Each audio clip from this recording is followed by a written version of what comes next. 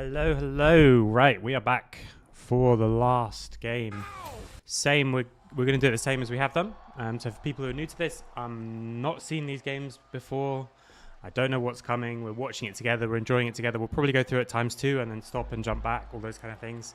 It's not like just watching it fully together, but it's also, I'm not like co-streaming it, but I'm also not going into the Ruffle files at the moment. We have them available if we want to look at anything in more detail.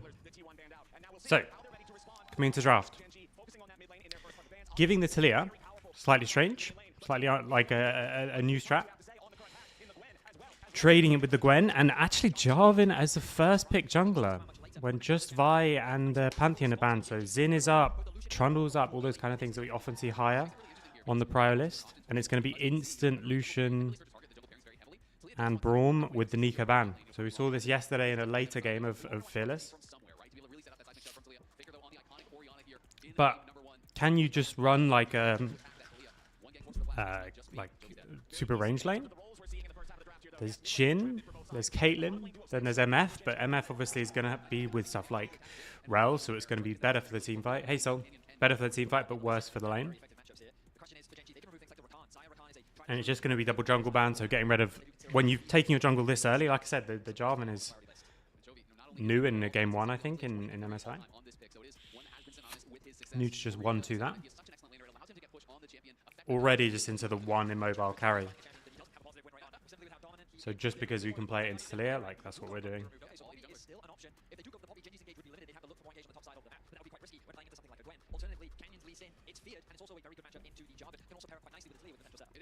Lee Sin, not quite so, I think, good with Talia in terms of direct.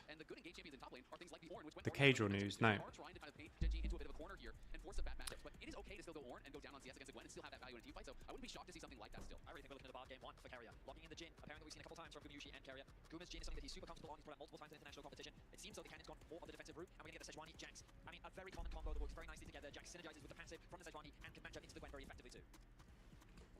Okay, Jax, because you're just double jungle banning, Jax as the counter, then you've got Jax and Sedge. And you ended up just with the Alistar Jhin and bot lane. I think just gut instinct, I already prefer GenG's draft. I think side lanes come quite difficult because yes, you've got Gwen, but Jax is a good matchup. Sejuani, I think, is a better 2v2. Not sure about that one, actually. But also Talia has the ability to impact sides with her ult.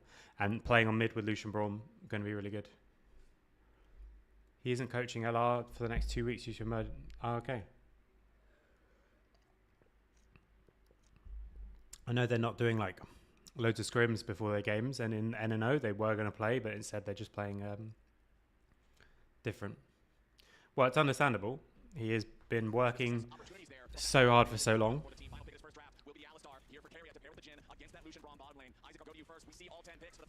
But glad that it's just a couple of weeks.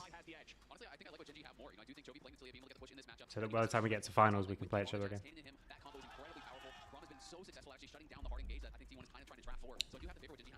So I much prefer GenG's comp. I think also hitting first target is easier, which means you're going to need to find Gwen flanks, you're going to need to find Jarvan engages, those kind of things.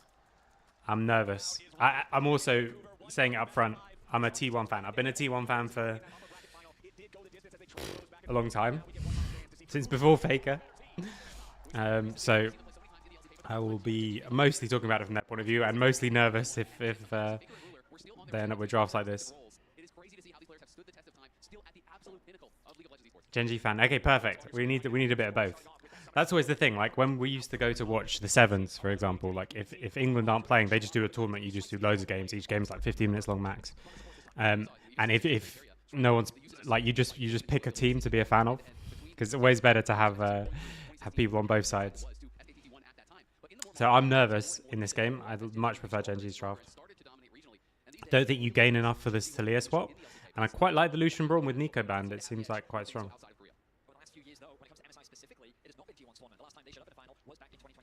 You could have just gone Rakan on 3, I guess.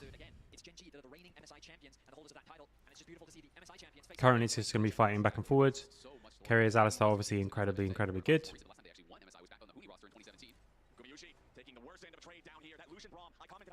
Yeah. For me, I was a Reaped fan, and he was on T1's first League of Legends team when Faker wasn't. He was 16. So I remember there was loads of hype being built for this kid they'd found in solo queue, who's supposed to be insanely good. And then I remember watching his first ever game as well, and instantly running and trying to find my brother and being like, look, he just solo killed Ambition in the tower.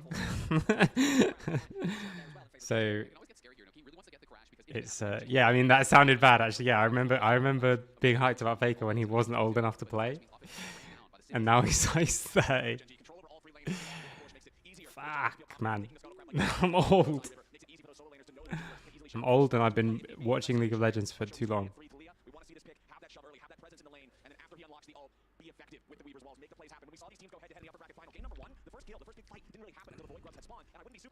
If they didn't play so interestingly, I would have stopped being a fan for that same reason. Because it starts getting a bit silly. Okay, Doran. Using the TP, for, the Ignite for the extra trade. Braum trying to hold the wave. He does hold it. Maybe not, actually.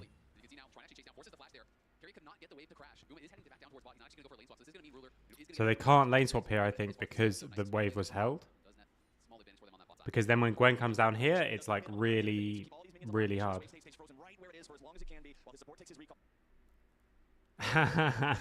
You know what else is funny? Zeus watched Faker win Worlds when he was 6. Or 7 or something like that. And then played with him. That's a tragedy. I guess you guys are roughly the same age. Because he won Worlds in his first year. Yeah, you know what else? You know what else is crazy, by the way? This is completely unrelated to League of Legends, and then I'll get back into the game because I get distracted too easily. We are now, as of a few days ago, closer to 2050 than we are to 2000. And that is worrying because I feel like year 2000 was like, okay, it's a little while ago, but like it's still a film from the 2000s is like fairly recent film. And 2050 is miles in the future. But no. So really good start from GenG, which means they're going to get the dragon for free. Getting pushed basically everywhere is always tough. And GenG is so good at laning and so good at maximizing, like taking all the resources. They've already got 600 gold lead just from laning a bit better. Now the swap comes through, but it's not on a perfect timer. There's no freeze on top side or anything like that.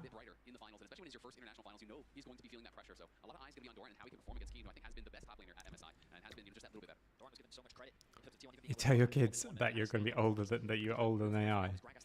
Substantially older than AI. I'm older than YouTube and Twitter.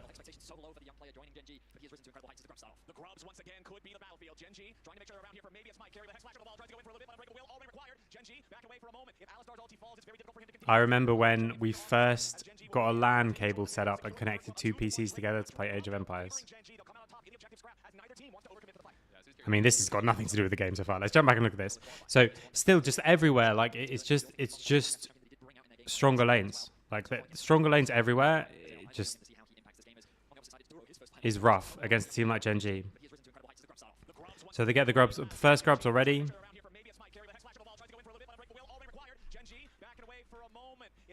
And they take one and they get away. And I think that's literally best case scenario for T1.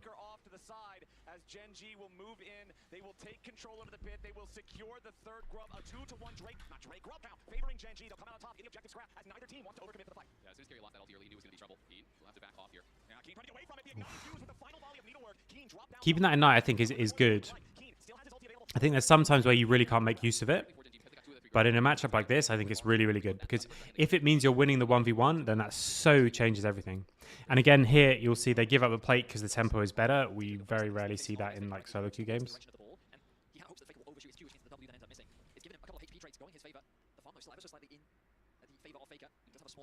Oh wait, I realized my camera's in the wrong place. Boom. here on this Gwen. And again, I want to remind everyone, there is no flash on the T1 top laner. It means it's even more dangerous, not just in the context of the 1v1 against the Jax in the side lane, but participation in the team fights. If you go in, if you miss time the Hallowed Mist, if you don't go at the right timing or angle, there's no way out. The Ignite is almost always worse in a 5v5 than having flash. It can be really powerful in that 1v1, but like you say, sometimes even if you do go in at that right moment, if you just get denied, by some sort of CC, it can be difficult to actually close the gap onto some of these carries, especially Ruler here, who is going to have Duro kind of glued to his side. You have to expect in a lot of the fights, and that is going to be the primary target that T1 are wanting to look for. A very slow opening 11 minutes of game number 1 here in the finals. Remember, game number 3 in the upper bracket finals, we had to wait more than 20 minutes to get our first blood. Hopefully, won't be the same story. Okay. But in general, gentlemen, I would have to say that the slower game state often favors GenG. When the scraps happen earlier, when they happen more often, T1 seems to be more in their element. But when GenG can slow the game down, they seem to be very comfortable. Yeah, I just think this draft is really hard. First blood, the rewards are that much greater. You're much stronger when you win the fight. And if it is decisive, you can sometimes knock multiple towers off the map right thereafter and really turn it into a game that gets out of control very, very. Was Rumble banned? Incredibly even thus far. See if T1 wants to challenge at this next dragon to deny that No. being claimed here for GenG. But as soon as Talia is taken and it's like just a Talia type of game, Rumble gets the whole way through. Okay, Joey just teleported back to the tier 1 turret in mid himself as that vision is being taken over by Owner and Carrier. In this bot side, River Canyon and Faker pushes in backs. Here's some of the way defensive trap line laid down by Gumayushi's Jin as well. If GenG tries to step further into the T1 jungle, now another control ward shot at by Gumayushi, but Jin not particularly adept at dealing with those control wards as GenG once again in control of the river for now. Important to note, neither one of the top laners has teleport, but Keens will come off a cooldown here in about a minute. Canyon face checking into the brush. Owner and Carrier find him. Faker in tow. They still have this Canyon could be the one to tank it. Duro and Shobi keep a defensive position off. Jarvan Ori combo, but there's less targets for it than you would want, especially because the Jarvan is taken so early. But Keens will come off of cooldown here in about a minute. Canyon face checking into the brush. Owner and Carrier find him. Faker in tow. GenG with a 4-man attempt starting up the Drake already. Canyon's going to be the one to tank it. Duro and Shobi keeping a defensive position off to the side. Alistar already down. So now Alistar, as soon as that wears off, I think they have to just leave it probably. Alistar's definitely dying to the next set of combo. Doran does have push in top, but no one has TP. Guma ulting from the other opposite side. Nice combo. They're not killing any. I know they are. Okay. 2 for 1. Nice shockwave, but they lose the dragon.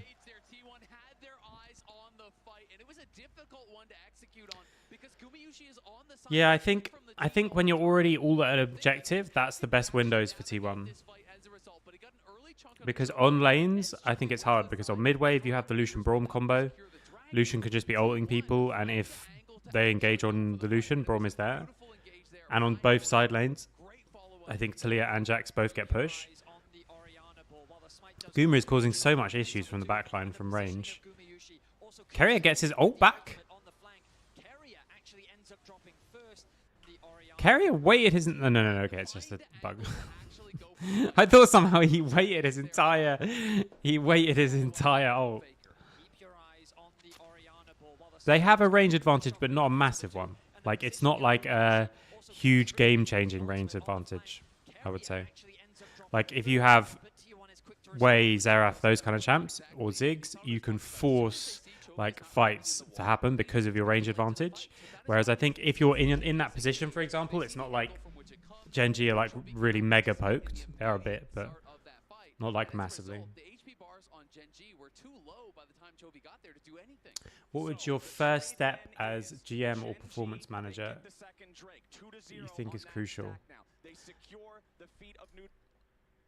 This is a good question because I might make a video about this, but it just depends on the timing. It is the role that I want to do. So what would I do as a team's, whatever we're calling it, GM, head of LoL, that kind of thing?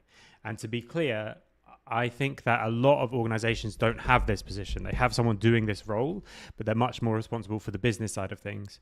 What I'm thinking about and what I think is needed for Europe is someone who is thinking about the long-term performance of the team. So what I would do first is to work out what everyone does, how they do it, and what do they want to do. So like literally just talking about everyone in the department, who are you? What's your role? And what would you want to do? I even made I was talking to Fnatic about this, a position like this at the beginning of the year, and I made a first 30 days, first 6 days, first 90 days, and this is definitely the first thing. because I want to know what everyone is doing, and I want to know what the process is for doing it, and I also want to know what they want to do, because you could find people who want to do way more stuff than they're doing, or don't do stuff that they could do and would be good at, and all those kind of things. So work with what you've got first before you try and find any like weaknesses or anything like that. Objectives like you were talking about earlier, but that very slight goal lead that we've been talking about so far. But I might make a full video about it at some point. A prediction for the series, look, it's hard to predict. It's hard to predict T1. My brain says GenG, but sometimes it's just the T1 day. I was in Paris when they played in the knockout game in Worlds, and it was just the T1. You could tell after like game 2, it was like, this is done. There's just an aura. So even though they literally lost a couple of days ago, there's still hope. But I always would answer these questions if I'm on a broadcast, like, you have to just with your head. I'd say it's 3-1 GenG. That's my actual guess.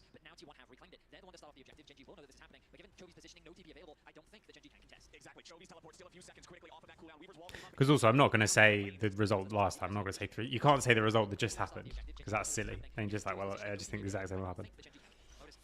So they go to mid lane. They push it in. They don't get to crash it properly, but they push it. I mean, GenG can still catch it fairly high. Faker shifts to mid, and that's going to give them Herald. But GenG ditch it, shift to the other side of the map, and they're going to play on this bottom tower.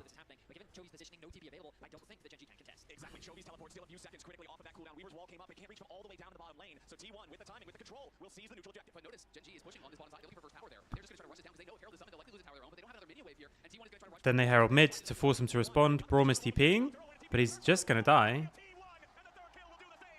Is he hoping that they think it's a different TP? And they take another tower in mid?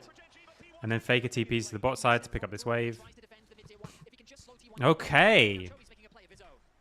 Chovy TPing top. Doran no flash. Yeah, he's definitely dead. Oh, the question was only just if he could get a kill in return. But I think not all those ults hit. Maybe they just did less damage than I thought they were going to do. I thought that third ult was maybe going to kill Keen, but...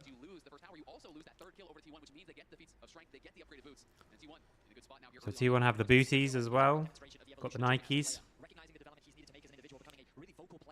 Another dragon coming up.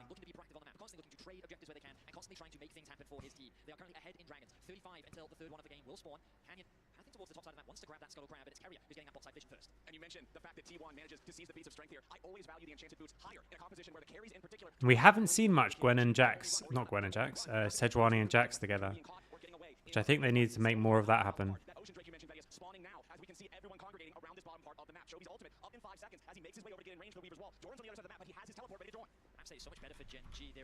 Okay, because they've got position on this though, I think this is hard, but I think you have to start fighting this. You can't just let TP coming in. You can't just let third dragon. Ult interrupts, going to knock away Faker and Guma. It's just going to be a 50-50. Chovy on the side is really bad to get caught by the Gwen, but he does get away. Okay, they win the 50-50. Keen on the backside. Now T1 just get out. Carrier flashes. So it's just a 50-50. I think they were very lucky to get away with that. That fight could have gone very badly, very quickly, I think. And they're still going to push in, actually. Oh, okay. Oh! So because GenG fully split back up again, it's the Jarvan Ori combo. But we did see Sedge gets away, and now I think they're too deep. Ults and Pebbles coming through. Flash has to be forced by Faker. Exhaust by Doro. Has he gone too far forward? Don't think so. Oh my god. They get away. No! Whoa! Whoa! That's another flash. Not even that close. Okay, but they keep them around, and now... So 2 really interesting plays. GenG fully split up first, and so T1 see the opportunity to just group and invade again because the waves are still in a decent space. They didn't have to go bot, they don't have to go mid. And then when they group up, it forces GenG to respond to them, but both times T1 are quicker at the play, so they get a tempo advantage, and so this time it turns into a tower because no one is stopping the Gwen. So they nuke this mid wave, and then they just instantly invade, which forces GenG to come back together. And then as GenG come back together, Doran is not there, and so they all commit there and going like back and forward, back and forward. Smite came slightly earlier from Canyon. The timing goes to Owner. The 50-50 favoring T1. I mean, there's surely some nerves in it, but I don't think there's not, with this way of watching the game, there's not plays that I would say that I've really missed. I think GenG maybe could be a bit more aggressive on that. Once they have control, a bit more aggressive at stopping them come in. But this is what you want, no? Don't you want the no fighting, disciplined? Isn't this the whole thing to be chasing? Doran no TP, so it's just going to be a 4v4. It's just going to be a smite steal, smite fight. Oh, he stops the combo. He stops the combo. They stopped the Jarvan combo, so now it's on the back end. Can only get anything done. He goes really deep, but doesn't actually get any kills. I think this can be really bad. Keen on the backside. Doran's going to die too. Oh, the shockwave.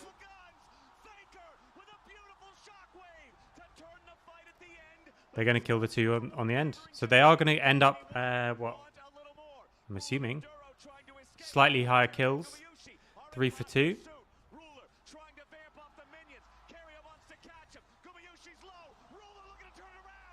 Right? Yeah. 3 for 2. But really nice interrupt from Doro on, I think it was Doro, on the Jarvan combo.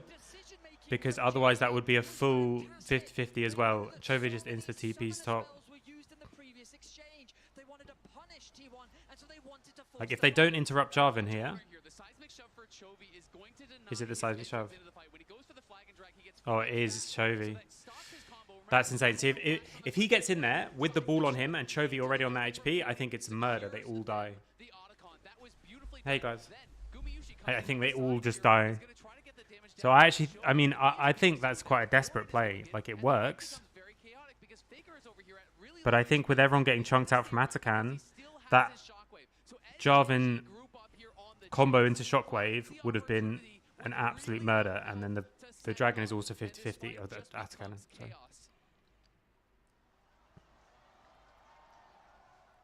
Faker's Orianna Shockwaves, one of the most iconic champions for him, as the most iconic player in League of Legends, showing his stuff here in game number 1. And you can see as of that last fight, Gumayushi 6. This is the like tenseness and the quality of the games. It's going to be a good final. Still really close. Wait, what was that stat?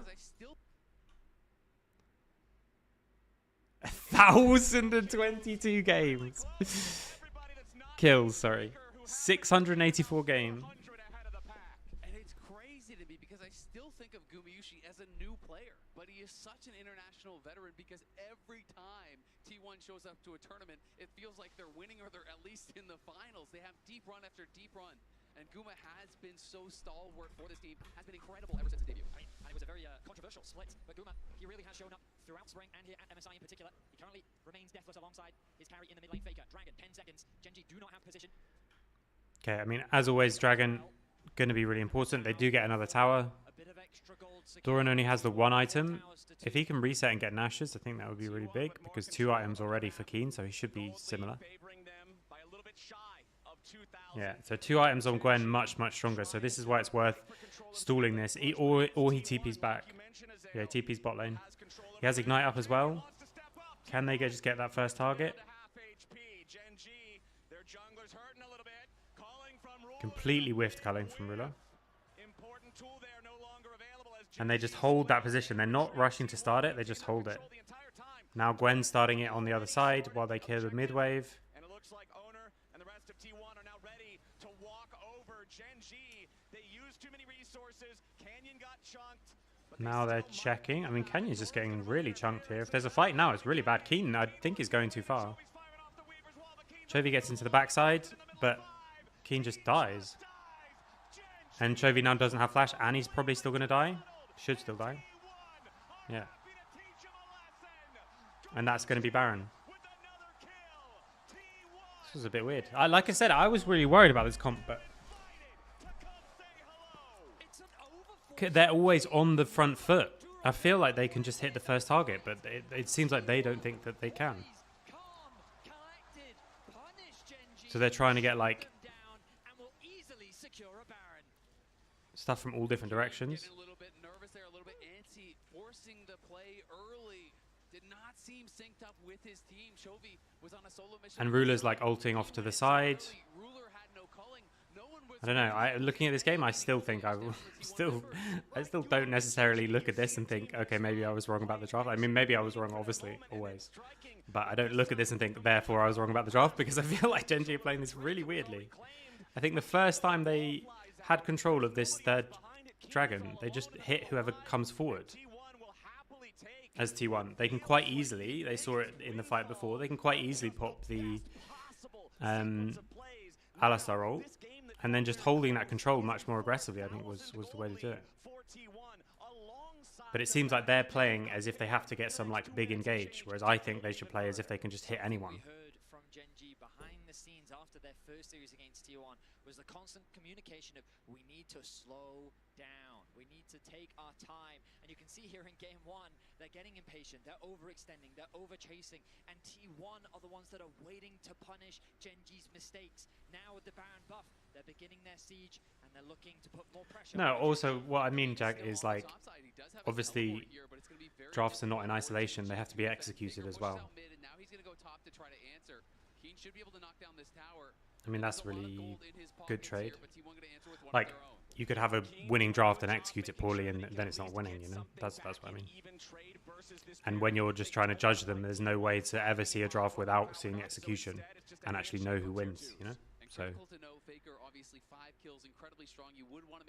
we can all live in our delusions and think that we're right or wrong about drafts, just basically on our own opinion, which is great. Just good for everybody. Always a risky purchase, but if you stay deathless, it is going to pay dividends for the go. Currently, both him and Gumayushi deathless in this game. 5-0-3 on the Orianna, 2-5 on the Jin. Faker a max value bounty, and Gumayushi only slightly behind him. For GenG, that has to be your goal, even more than it normally would be in these upcoming fights. Collect those bounties, try to bring this game back to a sense of parity. Faker Shockwave finds Duro, but not going to do a whole lot more than chunk him out. It is worth pointing out, though, Seekers now purchased for Keen, and Ruler is on 3 items and 3 very... Such a short cooldown even before 16 for Faker Shockwave. So obviously not good to just spam it on the Braum, but... Oh, really nice pick. So the flick is going to hit Faker. He has Zhonya's, and then he has Flash afterwards, but if they can kill him, especially and deny all these Magi stacks, that's a really, really big deal. Especially with Dragon coming up in 140, so they have like one more Baron window. Flick hits him. Other stuff misses. He's going to be able to flash back or just be tanked. Yeah, it's just everyone tanks in front of him. But it is going to be the end of the Baron play. Ooh. Going straight forward on Chovy. Oh, really nice from Mono to ult and then jump away. Faker again looks like he's caught on that side. Does have his flash forced as well. So Seeker's down, flash forced. Chovy almost dies there as well, but just 1 for 0. So that kills their Baron. Their last bit of Baron push means that now they're going to open mid bot and just play for this dragon. But now Faker doesn't have flash. Can't remember who else. This seismic shove there, he tries to sidestep, but it's a little bit too late. Is able to go golden though, does survive. Keen has to trade out his own Seekers, but in the extending fight here, Keria is blocking out so much of this damage. And then here, Chovy decides like we have to go. This is still our best shot. Jumps across. He gets a really nice E across everywhere. That's annoying. So Ona gets him. Jumps away really nicely, but Keria does die. Especially very isolated, forced to use the cleanse, and as you highlighted, Azale, that flash now gone for Faker will be a prime target for GenG. So Ona really needs to be the one going in, or sorry, not Ona, but just T1, even if it's just on the first target, because if they can pressure, if GenG can pressure Faker, now he doesn't have any of those tools, it's going to be much, much harder. Now they've got control of it. Maybe you have to just give this, I'm not sure. I still think GenG can just pressure a lot more and not let them go in so far. But they are letting them go the whole way in. Keen is getting the red buff because it's for everybody. It's like 2k gold per person or something ridiculous. Definitely worth getting, but Doran is going to find him on the side.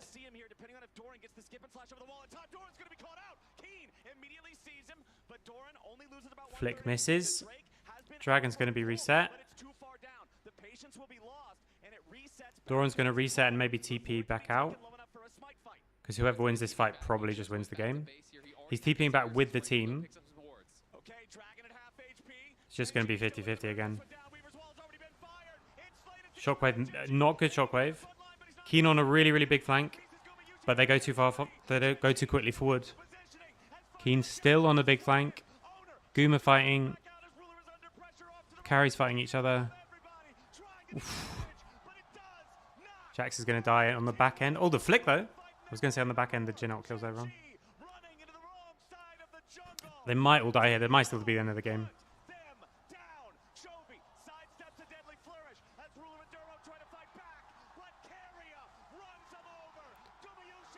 Whew. Okay. Game 1. The coordination is simply better for T1. Keen went the long way round to try and make a flank happen, but T1 just focused the target in front of them, and this time it was Canyon. An ultimate comes through from Chovy to try and But this is the thing, is that but the both teams are playing as if T1 just wins the front to back, and maybe they do. Like the Shockwave only hits Canyon, but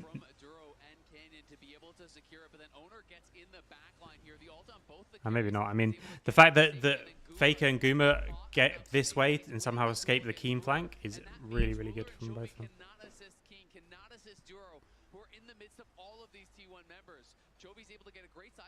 Hey, welcome, welcome. Now they get Baron. Everyone's dead. They should win the game with this Baron, I think.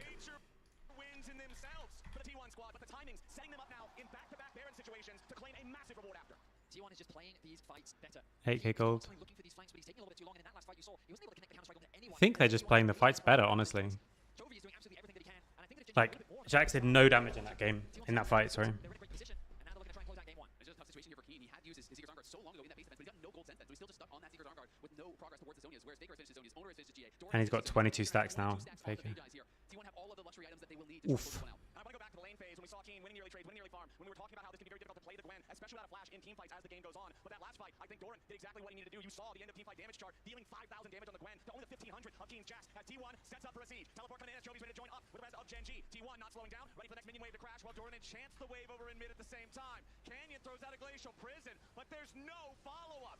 Immediately T1 fires back, and GenG have lost their main engage. Owner puts Chovy in the cataclysm, but he has to get back away. Canyon's about to die. Canyon's nearly dead. In-hit towers both go down. Ruler, oof, W misses. They're just going to get double inhib. And now Ori and Jin just can do too much, I think. Very little efficacy as that first Nexus turret is about to drop to the enchanted cannon minions. GenG scrambling. I think this Sedge Jax, I don't think ever actually, like... we never got a single Sedge E because of Jax fighting people. Now the first person's just going to die. They're just way too far ahead. Keen jumps in. Ruler just dies instantly. Okay, 1-0.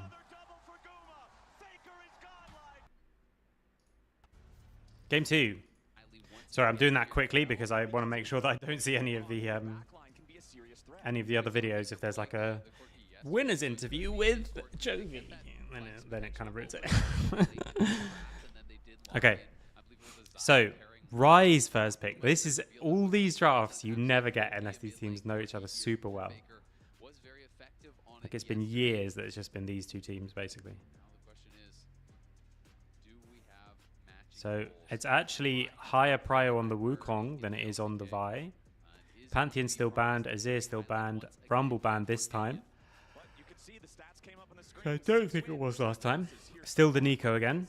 Very popular pick, but not necessarily a high win rate. Not a high win rate, but you know what Canwy's win rate is on this split? 100%.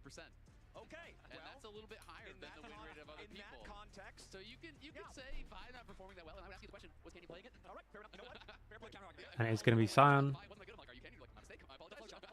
Easy stuff. We do have the Zion locked in for Keen there in the top lane. So 2 unstoppable ultis here for the front line of GenG in game 2. I mean, we haven't seen, with things like the Gwen gone and the Jax gone, we haven't seen many carry answers. No, so you don't need to do it straight away. So like he takes it now. So the question here, if you're in this draft, is do we counter it straight away, or are there other priors that we want to take? So with these two ADs gone, they prefer to have Corki than pick into Corki, and they would prefer to have Wukong than Vi, and that's probably going to be the trade. So you just don't need to secure your mid lane, and then you can do it here. But also, if you have like 2 or 3 things that are decent into this, then also this way leaves you an option of countering the top lane instead. So just picking what they've picked is very rarely the right thing to do. As in, often you do pick what they've picked, but doing it like as a rule is not the right thing to do.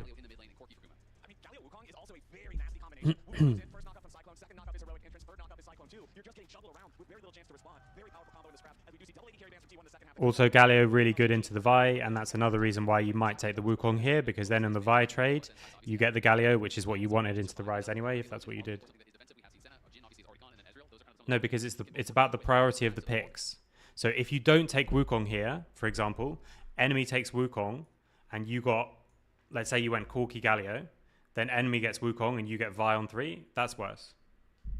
That's a worse draft for T1. So them knowing it's coming doesn't matter. It's about just what gives you the best situation. So in certain situations, you'll counter here, but to do it as a rule is never good, because it's not about like always taking counters and stuff like that. Because a counter in solo queue means a lot more than a counter in competitive, even in mid lane, especially in other lanes. Especially in other lanes because you can just swap around and never fight. But in mid lane especially, like, comp is more important. And so building the right comp, we're going to take the Wukong, which means they're probably going to take the Vi or drop to a lower tier of jungler, which means when we have Galio, which is our answer into Ryze, it's also going to be an answer into Vi. So that's why you take the Wukong. Same with the Corki. They must think, okay, Corki last really strong bot laner left that still scales well, gives us flexibility. Maybe you could have picked the top on 3 and tried to play for Corki mid. Probably not, but still. So dive with the Scion and the Vi, and long range artillery with the Senna and stuff. Ryze on the side lane, I think, can be really obnoxious, but this Galio Camille Wukong combo, and anytime someone like Keria or Mickey is on Poppy, it can be the most broken pick in the game. If you hit a good ult later on, it's just like fight winning.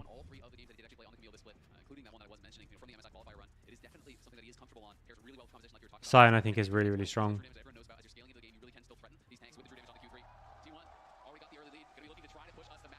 No, I think it's the exact opposite. I think if you just respond to what they pick, there's no nuance in that. If you just say they pick Ryze, I pick highest win rate champion to Ryze, then that's what maybe a lot of lower level teams do, but it's not a good thing at the top level.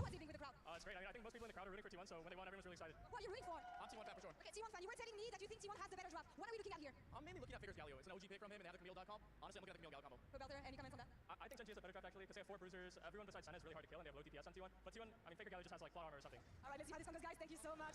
Yes, I think that's a good point from Pobel to, like, other than Senna, there's no one really who's going to be super vulnerable to this like triple ult combo. Yeah, Senna can't survive. I thought like Tom Kench, by the way, might be an interesting idea with a Senna here. Champions that have early dominance, and so it does make it so interesting, and it makes drafting so difficult for these coaches where I feel like they've been able to shine more than ever because of Fearless, and because the complexity has been ramped up in the draft so much as a result. And we've also seen teams struggle, especially in those game 5s when that pool really does get pinched. Of course, we're a very long ways away from that, but Scion so far at MSI, it does feel like true. The only thing I literally, and that's the like balance of how much you counter their comp, how much you go with your comp. It means that if Senna ever gets caught out, you can ult her and you can W in with the Vi combo, and so you do the Vi Tarm, but it's much less. Okay, they're hard forcing to crash this in, and then they're going to base, and maybe they probably aren't going to swap, I would say. Top is not in a particularly good state, and I think Camille is bad in the 1v2, obviously, compared to Scion, but if Camille is struggling in the 1v1 lane, maybe they swap anyway, and they do.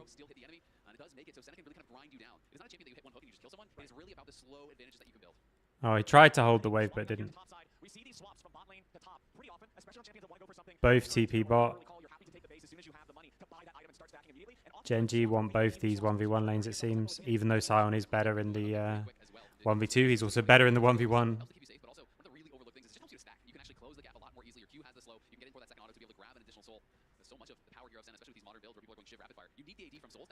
I think it was. Because it wasn't picked first game, right? I don't remember it being banned. In LCK, they prefer Vi. In LPL, I think they prefer Xin. Oh my god. And now you've got your lane dominant AD and you're losing.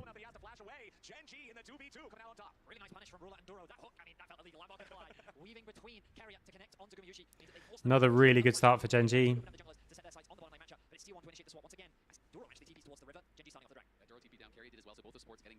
Just trying to cover, make sure the Canyon cannot be contested, and he cannot. And I've got to point out, Ruler stacking very quickly here. 24 stacks here. He already had, by the time he based around 6 minutes, 33 is the average by 14. He is going very, very quickly. We're not even halfway to that point, and he is stacking up at a ridiculous clip. Yeah, that could be a big problem when you look at the fact. Dura gets chunked out, but he comes to just like force Faker away. Rise is going to come back to mid lane. Now they do have the 1v2. If GenG can hold this wave, Camille is going to cry, but I don't think they can. Yeah. And if you keep 2v2ing, you allow the center to keep stacking because you can harass people. So in these situations, you get less stacks. Oh my god. Sion is broken, guys.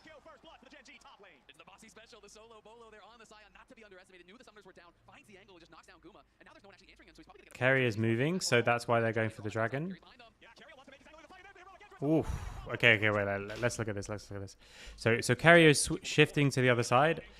Guma goes too far trying to crash the wave in, and so dies 1v1. And it's not even a little bit close. But Carrier's on that side. So with top lane roughly neutral, top lane's now being pushed in, but there's a wave there, so Camille doesn't need to like instantly run. She's also very mobile and doesn't mind coming in on flanks. Carrier gets a really nice angle out of vision. And they're going to see with... Okay, they push back Senna, knock Senna up. Boom. Then another... Yeah. And this is the danger. If you get even matched on this side, because Nautilus doesn't have ult, Senna doesn't have ult, or couldn't use it. But Doran does, because it's 1v2, but the one person is higher level. Then if the even numbers do come through, so Carrier gets a really nice flank and gets a good roam across, then actually this fight is often bad for you.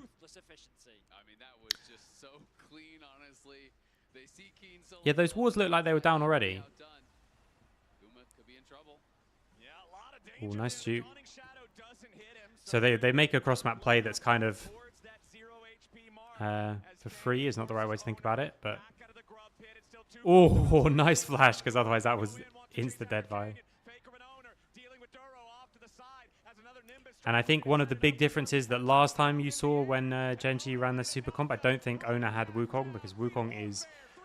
If Wukong gets strong in the game, he just murders these like short-range kind of comps compared to other junglers. 1,110 assists internationally for 5th all-time. T1 also should be able to grab that. Are they going to get that third grub? I don't think so. Carrier's going to die here, yeah.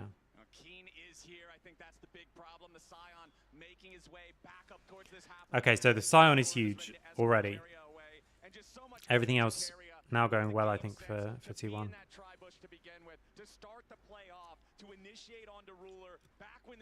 Right. So they just didn't expect he just was quick enough with the flashy. He didn't get the stun on Senna, I don't think, but Senna had no flash, so... And you can see Keen setting up a large freeze on the top side, so Doran is going to run back. Will lose about a wave there just because of this. These small things... And Guma still, you know, with all of that, despite the fact they had a rough lane, is still now back in contention. Of course, eventually, he will be breaking it with that Bomby Cinder, but nice to deny that Sion is huge. Ian feels monstrous right now, and it's Guma who's had a lot of the pressure thrown towards him. Dying in the 1v1 definitely doesn't help, but admittedly, he's still ahead in gold for now. He does have a farm advantage over Ruler. I think T1 getting that kill back onto like, can Doran even crash this in? Probably, but it's It's not easy. Okay, recalling 40 seconds before the dragon. Everyone getting out on the map. Have we got completed item? Okay, Triforce, massive spike. So unless Vi can get back and get Sundered Sky quickly, Wukong is going to be... I mean, Wukong probably is still going to be stronger in this fight anyway, I think. I think the Triforce spike is... At least always it used to be, like, literally the biggest in the game. I think it might be still... There might be something else that I'm not thinking about. Obviously, it's depending on the champion too, but just as, again, a very base rule. So instead, Vi is going to be making a play towards the top side. Oh! Hookshot just not well, just unfortunate. He's trying to get hit and then Q. I mean, sorry, E. So if the hit hits now, then it's okay. But technically still airborne as it lands, which means like the airborne is still there. So if he got hit by the sign a little bit earlier, it would actually work.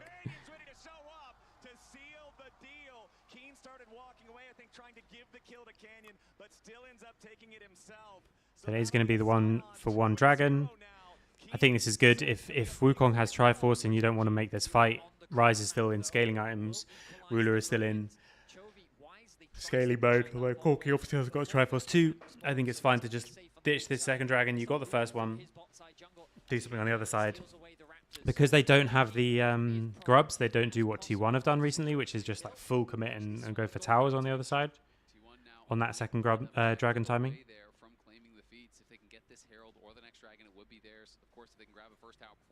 Also would be theirs. So GenG gonna have to defend these pretty hard.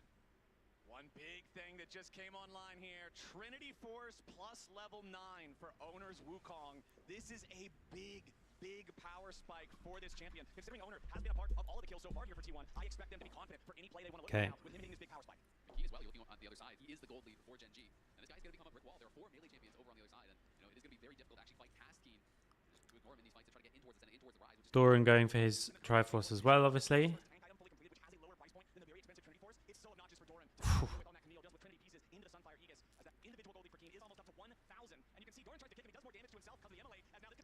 Nice stun. Exhaust down.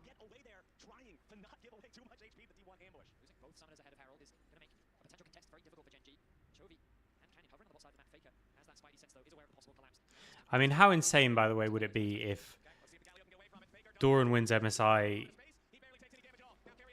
like, Zeus leaves T1, and they still win MSI with Doran. That was the big thing that people were saying before, like, okay, Faker just has the 4 best players with him. That's why they're winning Worlds, even though obviously they weren't winning it domestically. But again, this is pretty good for the legacy of Faker. We swapped out who some people were saying was the best player in the world in the top lane to a top laner who a lot of people think is very varied in how good he is. And if they were to win, it's like, okay, there's just something. There's just something going on in T1. So Doran will scale up. Eventually this counter pick will look like a counter pick. But it's going to take a while, especially considering how the game has gone.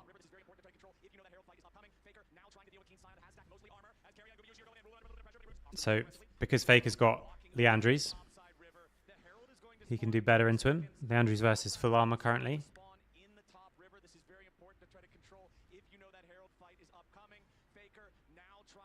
TP from Doran really deep.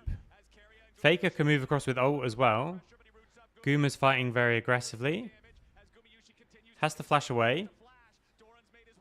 Oh, the nice route stops this instant follow-up. So now Canyon's going to get back to safety. Nope, not quite. The instant route from Chovy, otherwise I think like they catch Canyon further away from tower and no one even takes really much damage. And there's just so much threat of Faker ulting across. This is a very lazy recall.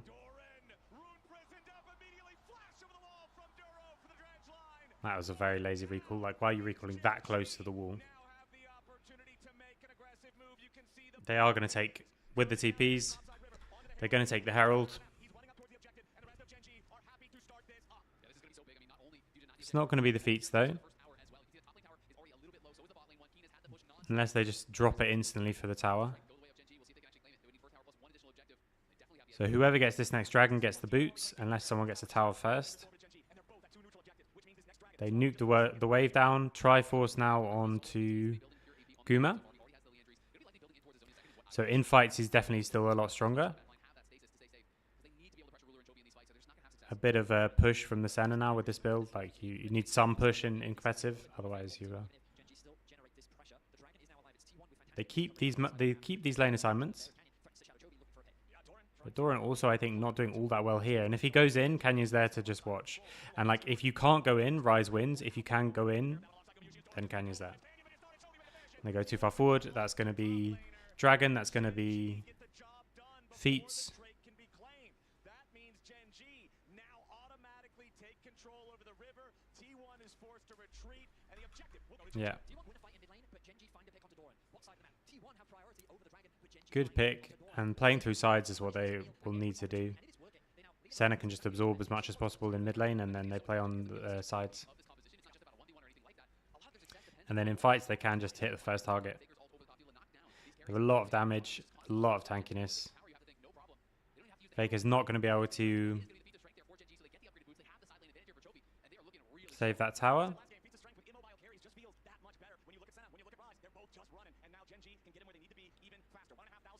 Okay. Now they're starting to get a bigger gold lead. This could be a big fight. It's just, I don't know if they have the damage.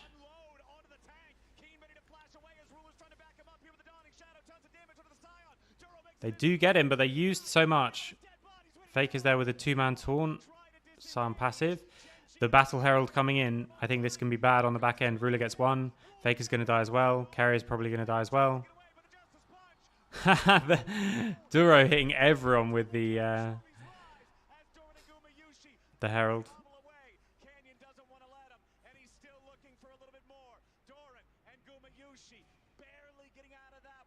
63 souls on center as well.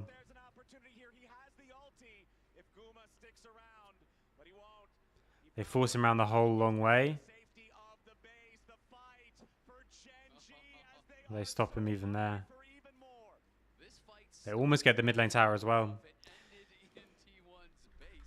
I mean, it's just a DPS check on that Sion. If you kill him quick enough, it's good pick. If it takes too long, like it did, you're going to lose on the backside.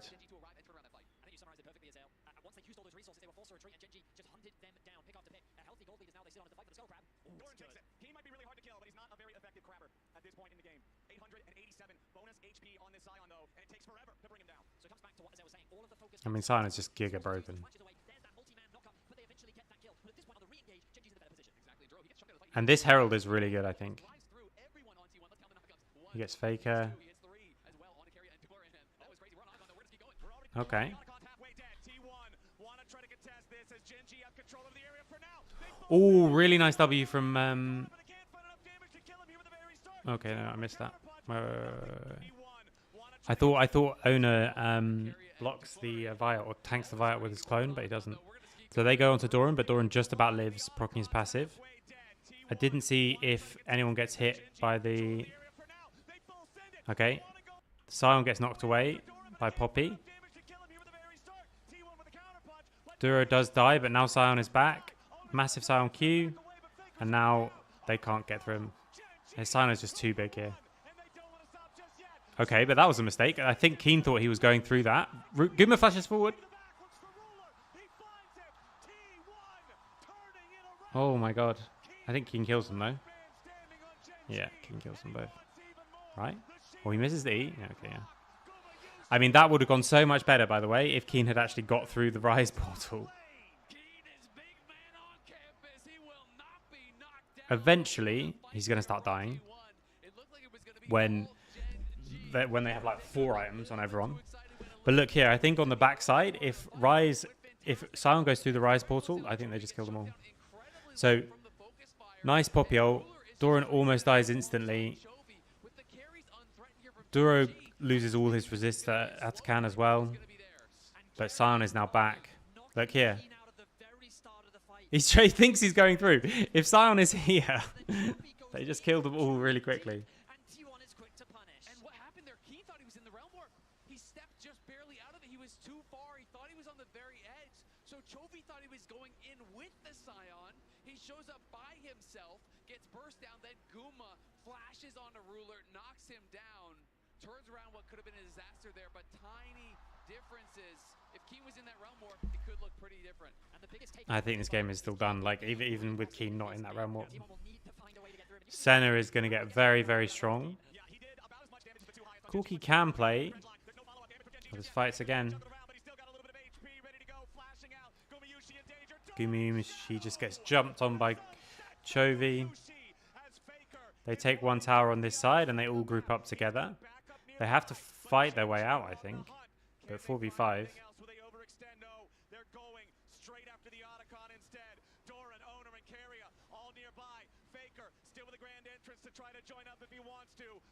I think they probably want to fight this because even though it's 4v5. Oh, okay. Flash from Scion. Yeah, they had to just try and punt someone away and then go for it. Instead, they're going to rush to mid lane and try and take the mid wave really fast. Doran's in a bit of danger. I think he's out. Maybe not. Dora can ult this.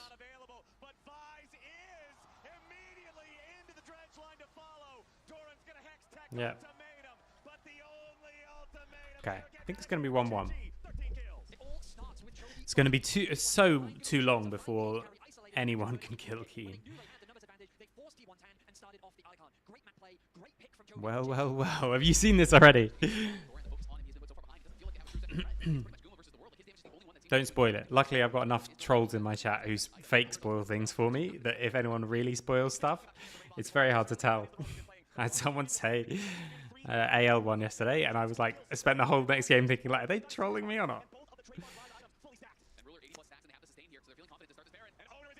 Yeah, I'm not going to... There might be loads of games based on these, so I'm not going to slow it down too much. Because after this, I've still got to cook something for lunch. So.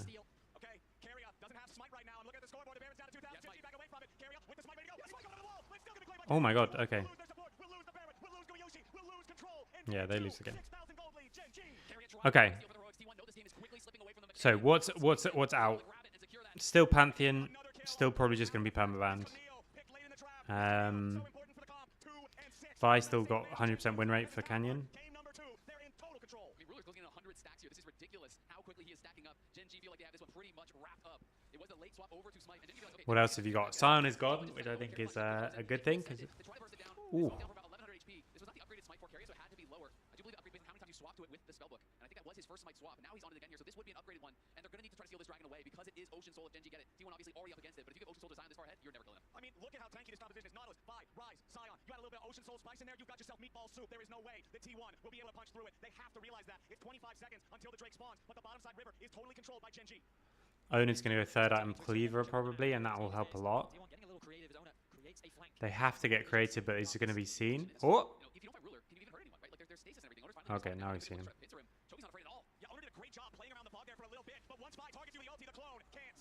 Yeah.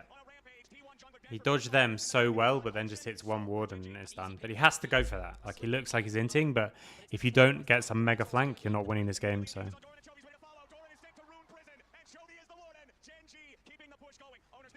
Well, I said GenG 3-1, so in that cool, they win the next two. I hope there's 5 games.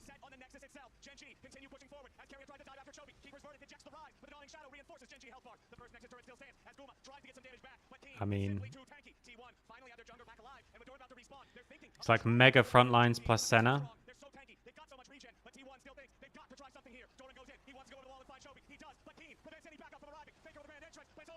I'm not slowing this down because like I say, I think there's no, yeah, it's just wallet diff. There's no way to win these fights, I think. I mean, they didn't use Nautilus ult. Okay, 1-1. Let's go. Game 3. Again, I'm clicking quickly to see. I don't want to see if there's a game 5 or something like that. Okay, so have I moved it out of the way so you guys can see the fearless ones? Yes, good. So still permaban Nico on blue side. It's not just GenG permaban and Nico. Cassante ban against Keen. So what is this first pick? Azir, you have to ban surely, otherwise it's going to be first pick Azir. Okay, so it's going to be first pick Azir with the Skarner ban, so you don't have the Skarner combo with it. I'm assuming. And then it's going to be playing for front to back, probably, for the side of T1. You can't give it to Chovy, and Faker's very good on it as well. So it is going to be the Rumble. So it'll probably be... Oh, it'll probably be a lot of dive versus a lot of front to back. Probably. So it is still going to be Xin. I could see... I actually also wouldn't mind the Rel there, by the way, with Alistar and Braum gone.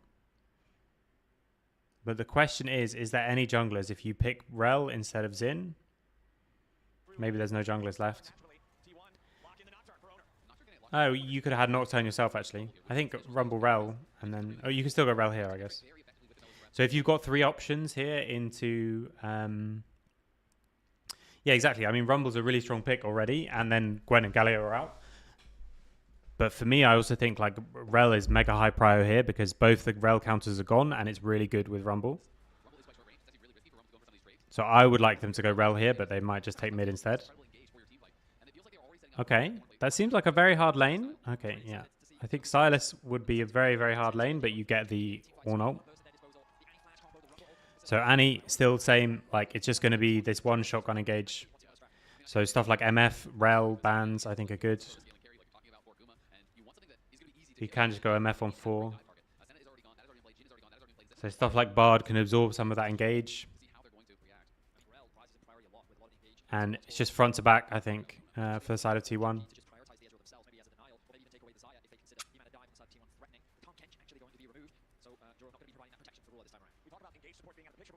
It's because they can get away with not being punished. Like they can play like what, as an example, Jack, like what would you take?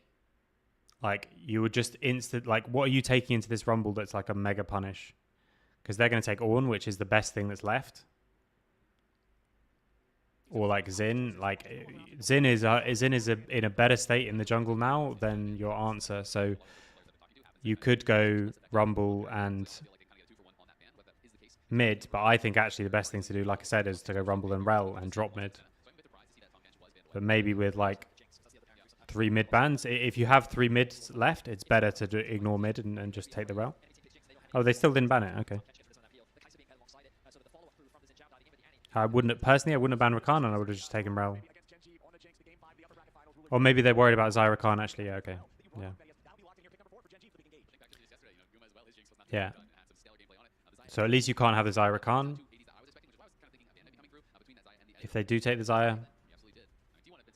Rumble and stuff has a lot of range the Rumble, sorry, has a lot of range to be annoying for Zyra, but still you just wouldn't ult on that unless you really...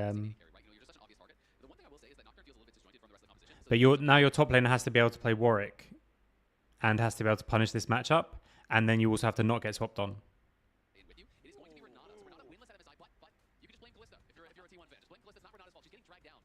I think you go MF here, don't you? I don't know what the matchup is like. Sivir I like as well.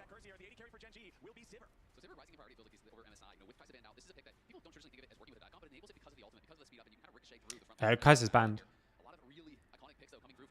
True. True, you really have to be the one engaging if you've got MF. I still think it's hard though. Like, Sivir is also hard into all of this.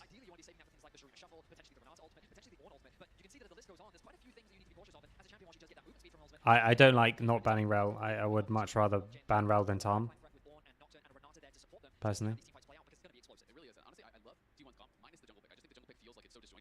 But if MF can be jumped on, can't Sivir just be jumped on in the same way? Or do you mean it's hard to get value out of it? As in, like, she's... Not that she's too vulnerable, but that she's harder to get, like, value. But when you've got, like, Rel and Annie and Rumble, maybe you're too into that one wombo combo as well. And to be honest, this makes the second phase a lot better. Because Sivir can, like, clean up the back end of the fight if any of the first part hits.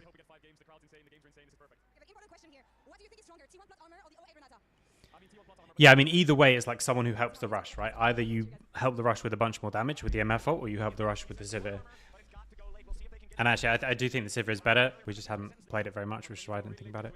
Could also have gone Smolder. Thank you so much, Kajol. Over to you guys. Because also, like, so we talk a lot about these shotgun comps in the first phase of the fight and the second phase of the fight. If you're thinking about the second phase of the fight, having someone like Sivir, like, clean things up is obviously way better than MF. So it could be you're thinking, right, the first phase of our fight with Rel, Rumble, Annie is already enough. They're going to rush forward, heal procs, both sides. You have to fight as this lane, because otherwise you just double range. It's going to be really hard.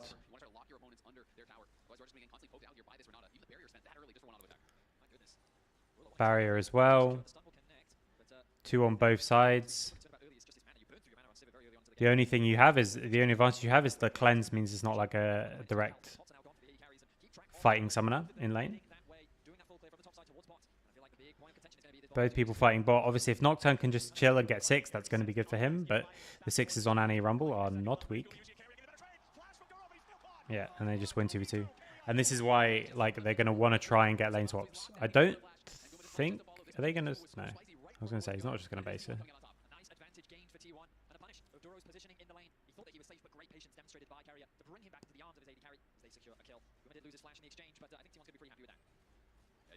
Just using the crash down for the shield, but once the handshake connects, his flash as he gets out of the CC is just a split second too late because he was still locked up. The Featherpull route is there. Guma for the flash follow gets the kill, and that is a nice early advantage here for T1, who do have very strong scaling comp. You can see the frustration on the staff from GenG there, knowing that could have some pretty big knock-on effects. Okay, Carrier mid, and if Guma and Carrier get like push and stuff, like Carrier is a monster when he has push and bot. Ornn can chill.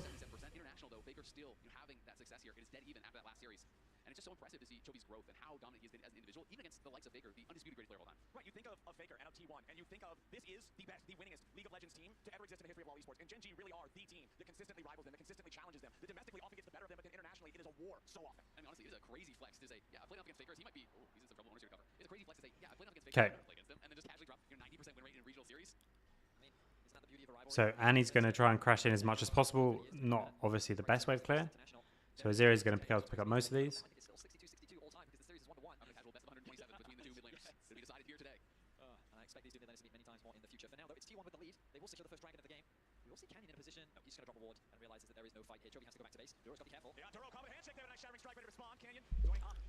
I don't think it's a bad dead on bot if they just accept the wave and play bounce.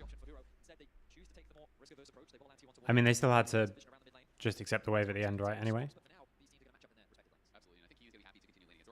Like, the wave still crashed in and bounced just like it would if they didn't die.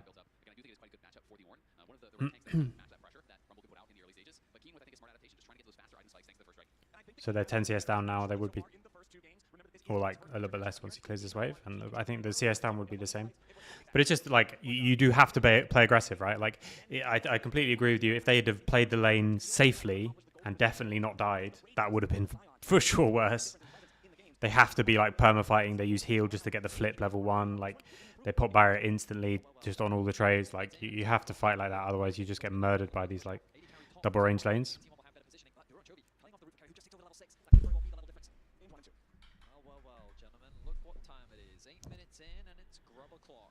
Everyone swap. It's going to be a full 5v5 for these grubs.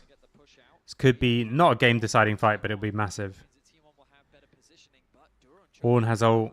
Everyone has ult, basically, except from the supports. Oh no, Carrier has ult as well, so that's a big difference.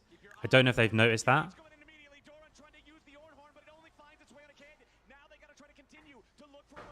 Carrier can get a good ult here.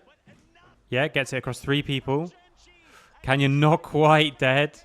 Everyone's super low. Keen is here first. Zaya's coming in the backside as well still. Oh my goodness, that fight. Because everyone's just like not quite here. The fact that Guma couldn't get there. He has the ult still.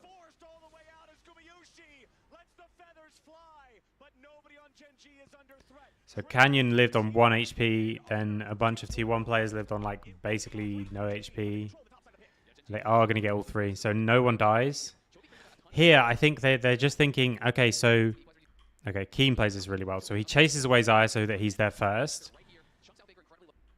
And I think T1 are playing this because they're just saying, right, we have ult advantage. But the Doran ult doesn't hit very many people. The carry ult is almost insane. If carry ult also hits Chovy, see how close that is? If it also hits Chovy, I think they can wipe this whole fight. But Canyon doesn't quite die. He still has his ult running. Here, like if this edge of this ult, if that hits Chovy as well, and he walks back this way, and Faker's walking forward as if everyone's going to be CC'd, so I can get some damage off.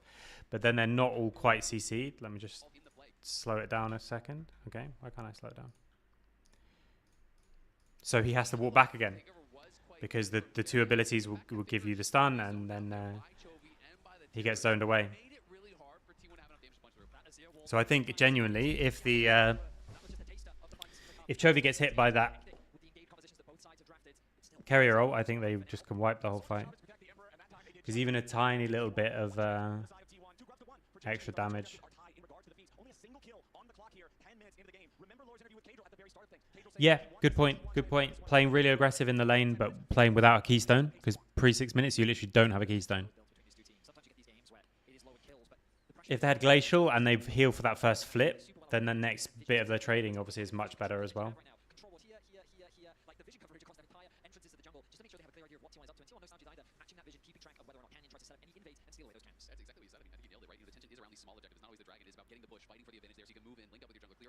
Establish control and priority because both of these teams are playing the game at such a ridiculously high level that so much of the fights are actually won prior to the fight with the setup. Talking about setting things up, Keen is back to his ways from games 1 and 2, now with a solid gold lead for himself, the largest individual lead in the game at over 400 gold here on the Rumble up against Doran's Horn. Remember, a lot of times this matchup starts to feel much better for the Orn once Keen Rookern is completed. The existence of the magic shield allows you to trade very effectively into Rumble's damage, but that first completed item does go over to Keen with the Andrews now done. Teleport available for Keen, but he's also over here. T1 are starting up the objective. GenG are coming down to try to do something about it. Equalizer drop, it only finds owner. Magnon, teleport available. I mean, they're too slow on this.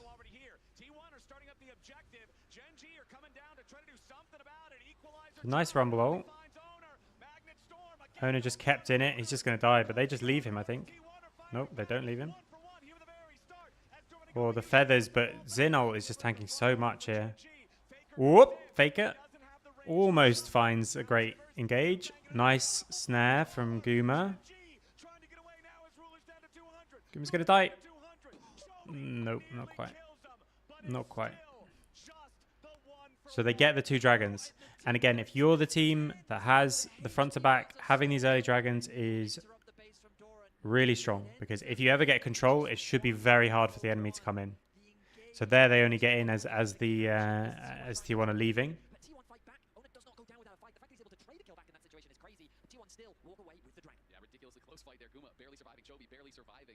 They're on a nice flank. Not quite catching Faker.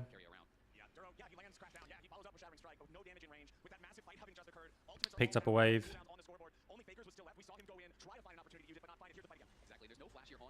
And with Own and no flash, this is hard. Really nice Renata ult. Oof. These fights are so close. One of these fights could just absolutely blow up either way.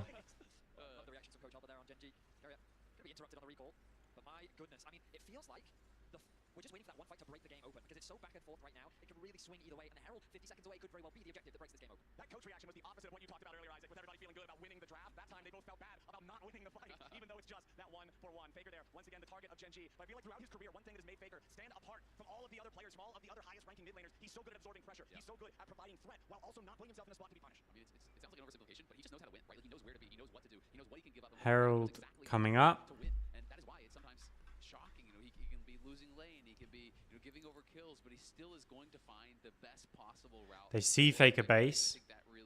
He gets the Nashes, doesn't have TP, so they instant start it. So the back end of the fight probably is what T1 want to play for, unless they want to just nuke this next mid wave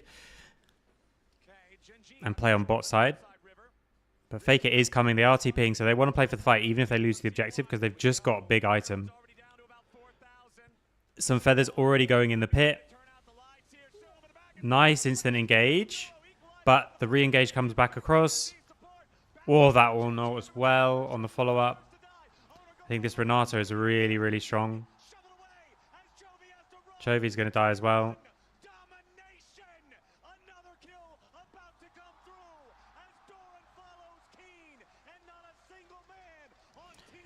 So Doro thinks, and rightly so, if... Ooh,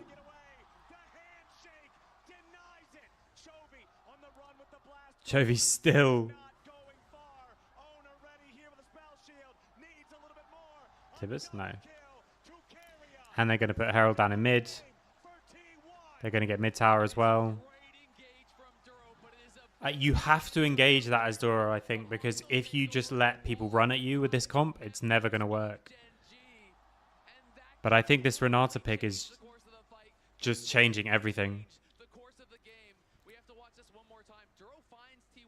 So Doro finds 3 people, but the flash means that only Doran gets hit.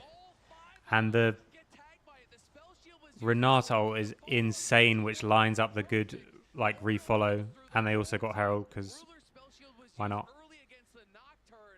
Huge Renata pick, huge Renata ult. The last one didn't quite hit all the people needed, but this time, huge. In that fight, Chovy flashed forward to try and follow up, but he actually only connected his ultimate onto Doran. So the fact that he flashed forward, then at the response from everyone, you could see Chovy knock him into the air, and he's removed from the fight in an instant. This first phase, though, like, it has to one-shot people. And if they were more fed, that's where I think Sivir being able to clean up on the back end is good. And obviously later in the game, it doesn't matter how fed they are. Sivir will still get to the point where she can clean up the back end of fights by herself. But MF with the MF ult coming across there also would have been useful. So now they've got the 3 dragons. Now it's really, really tough. If T1 ever get pushed, which they can, and get a control of the objective, it's so hard to check in. Because you have to be checking in and also be the ones being the first on the engage. And anyone who walks forward, like, you can just go for Duro. It doesn't matter. Because they just have much higher DPS and much bigger frontline. I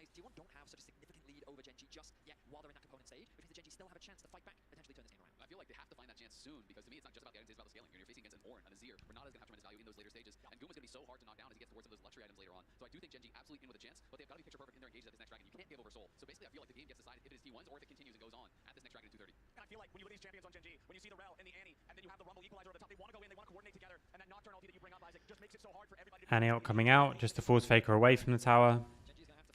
Guma's able to just collect these waves in mid quite high. 2 minutes on the dragon, they can already start to just like hold. Yeah, look, you just chunk anyone. This Hatscan is weird without Faker basing. Annie used ult, but Faker didn't base. I feel like he could have just based. Now he's basing, but he just TP'd. Okay. Bit strange. He's basing out of vision, like behind that little wall. But they don't know that Faker's not here yet. Stop hitting Baron. I mean, stop hitting Atkan. Okay, they poke away Canyon. Oh my god, they literally just 4v5 win this fight. But it's not quite a 4v5 because, like, GenG don't know it's 4v5. Chovy's going to ult over the wall, maybe. Yeah, I mean, that's their game. So he recalls behind the Atkan. I mean, T1 play with vision better than anyone, I think. Like, the Baron rush that turned the game around against BLG, obviously they were 2-0 up in the series. We looked at that in the Ruffle file, and Faker just followed the vision, like the dead vision area behind, and so they didn't actually know that Ryze was in mid lane. And they had 1 millisecond, and they luckily saw him ulting. Oof.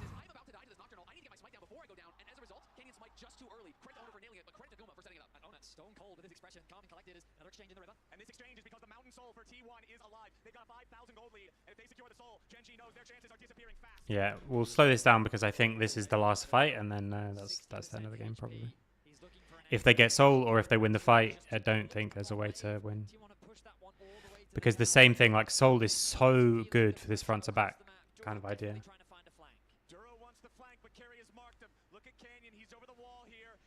I mean, Carrier's Renata is so good. So preemptively ulting from Carrier. There's not enough engage, and you can't follow the engage because there's a massive Renata ult coming across. So like, okay, I do still think that banning Rel would have been a good idea. But the Rakan ban and the Bard ban, I think neither of them is good. Yes, it's Xayah Rakan. Maybe I would ban Rakan Renata. And if he plays Bard insanely well into it, then sure. But Bard is another target for you as well. I mean, Renata's a target too, but like her whole kit is so good at people running at you. He's gonna die though. Yeah.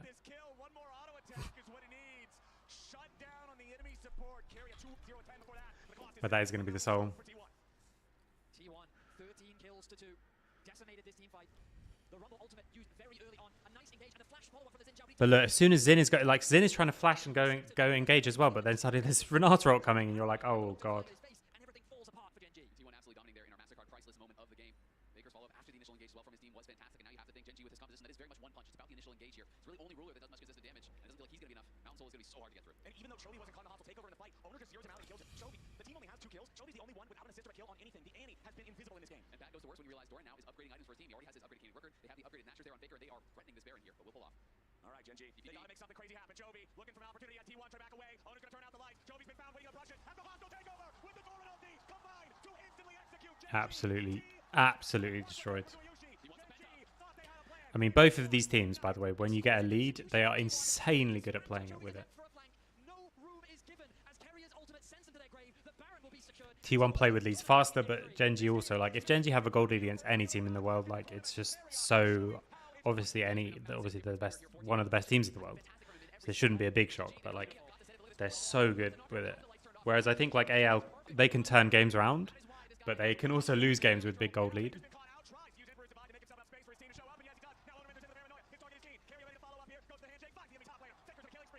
And they're just going to clean them up on the back end. Our fear almost lands, not quite. Okay, so giving Azir when you want to play the dive comp seemed like it was not good. Azir ban instead of Skarner, and then enemy just takes Rumble, and they're playing dive comp, and you don't have Azir. Azir style composition. Whew. Game 4. No! I literally was about to type it. Tragedy. I was about to type it. Why didn't I just type it? I was like, wow, I'll just click this one. Fuck.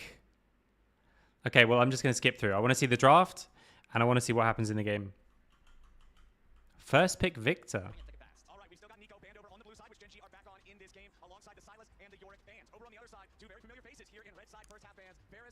So Varus, Pantheon, and Nico have been perma-banned and on these sides. Yeah, double range support, probably bot lane. Victor first pick.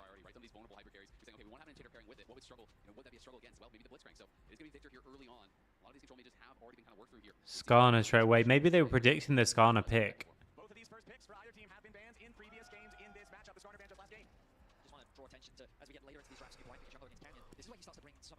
And the Jinx.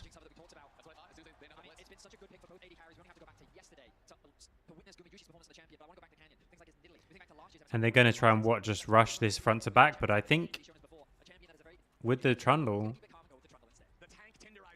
Okay, Jace, I did not expect. Okay, so Ornn and Sion are both gone. Any other tanks you play into this? You just play Cassante or something?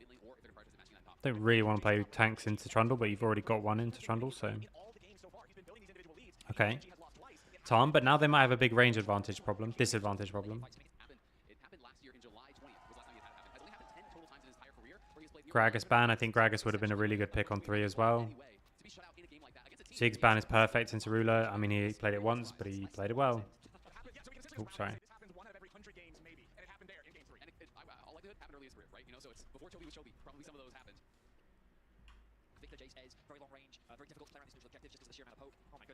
And it is going to be the Cassante, like we mentioned.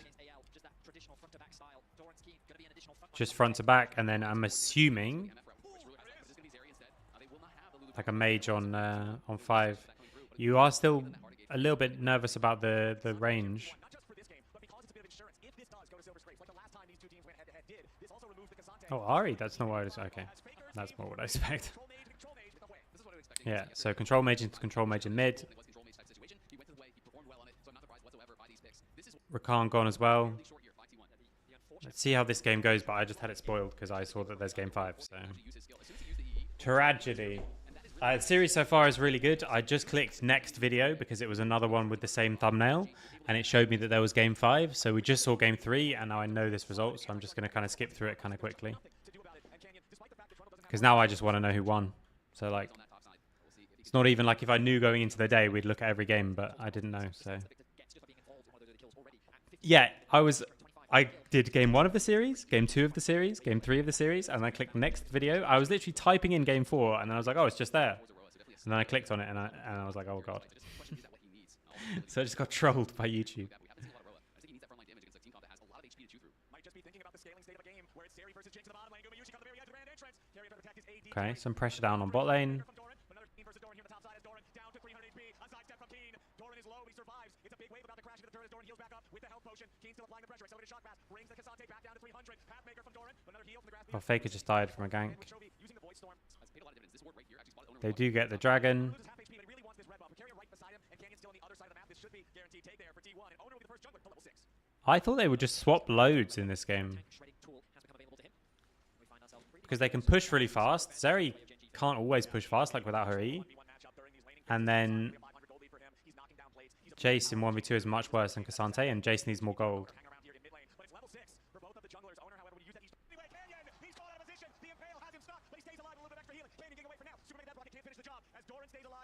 I mean, it's really close.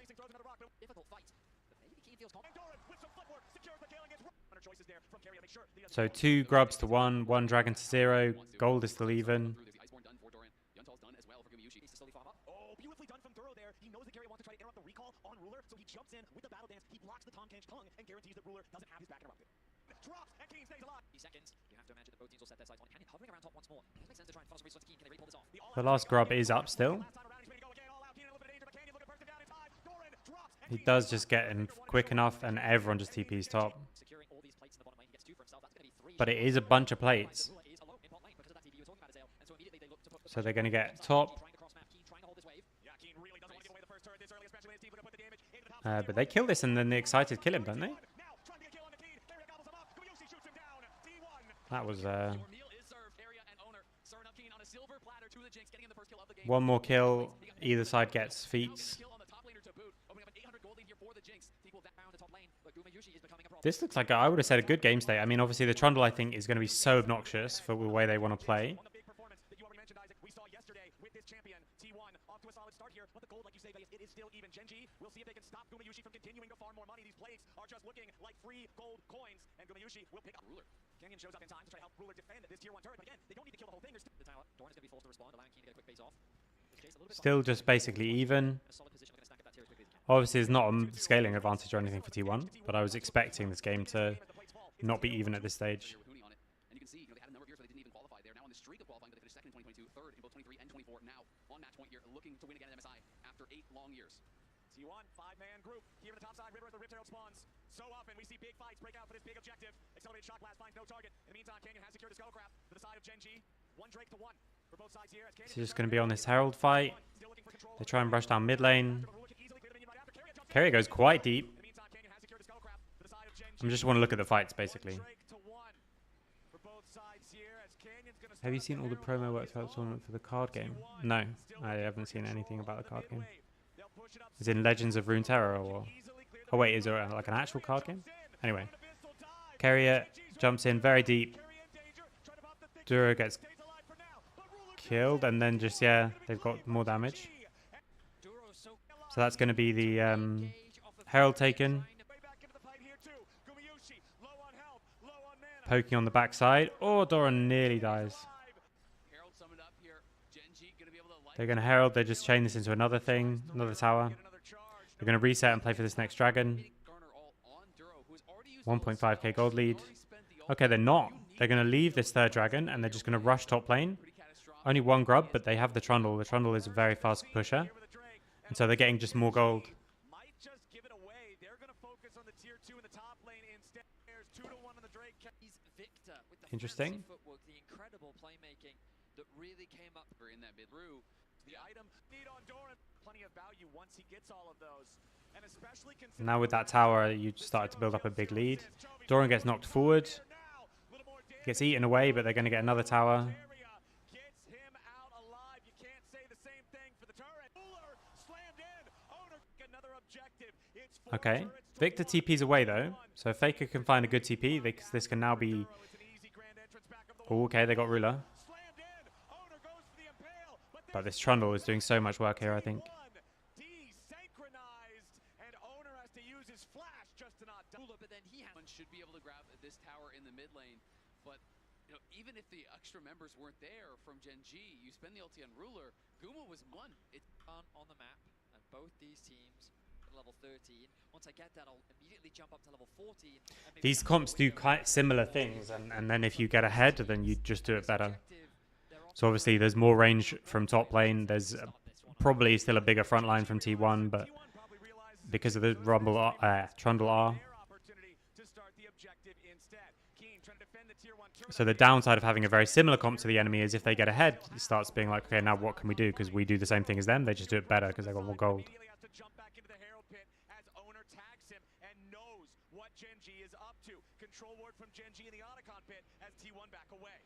Faker's getting pushed in mid. Ruler's going to get there as well.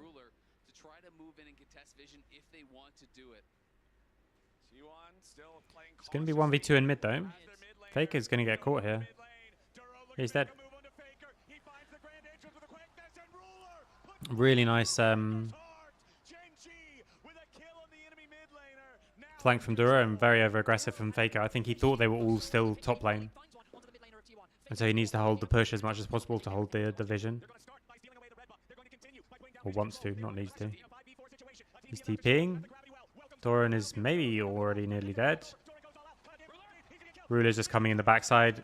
Absolutely cleans everyone up. Okay, and that's the end of the game.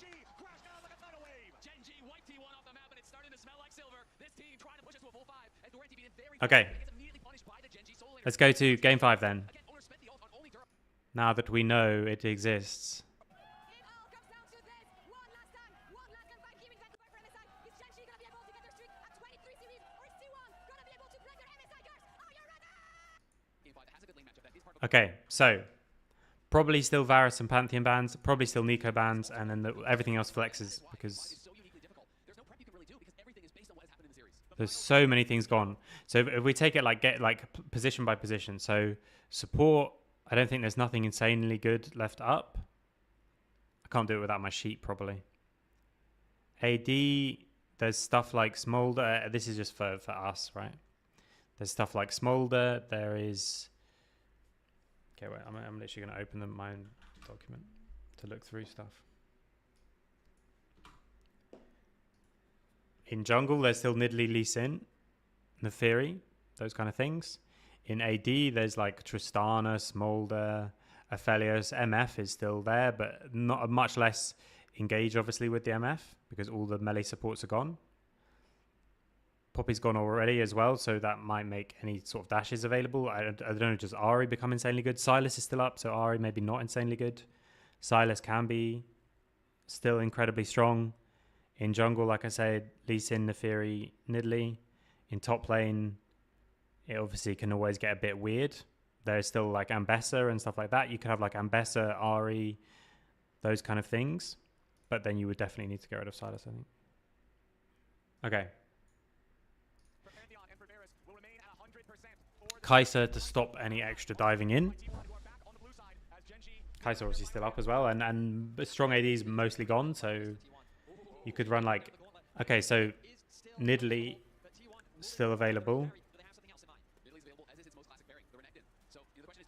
Okay, so they deny the combo. Renekton first picked.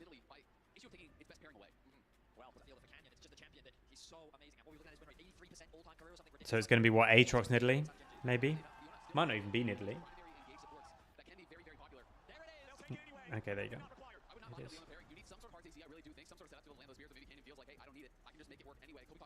Aatrox could work for sure. Ornn is gone, obviously. Renekton's been taken away, so you could go on like Gnar or whatever. I do think Zed can be already something to think about. You could take full bot lane. You just take Caitlyn Lux or something like that.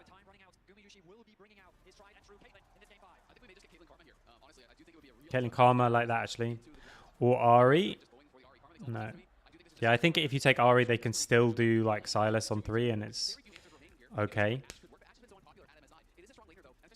It's going to be one of the bot lane and you can't take the full reply.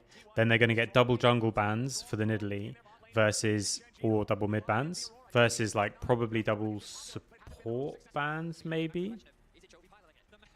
Well, is there actually just no bot lane that beats this, in which case you can ban something else? No, I think you just ban bot lanes that can ever contest Caitlyn Lux. Caitlyn Karma. Yeah, so Blitzcrank. Anything else that's like weird?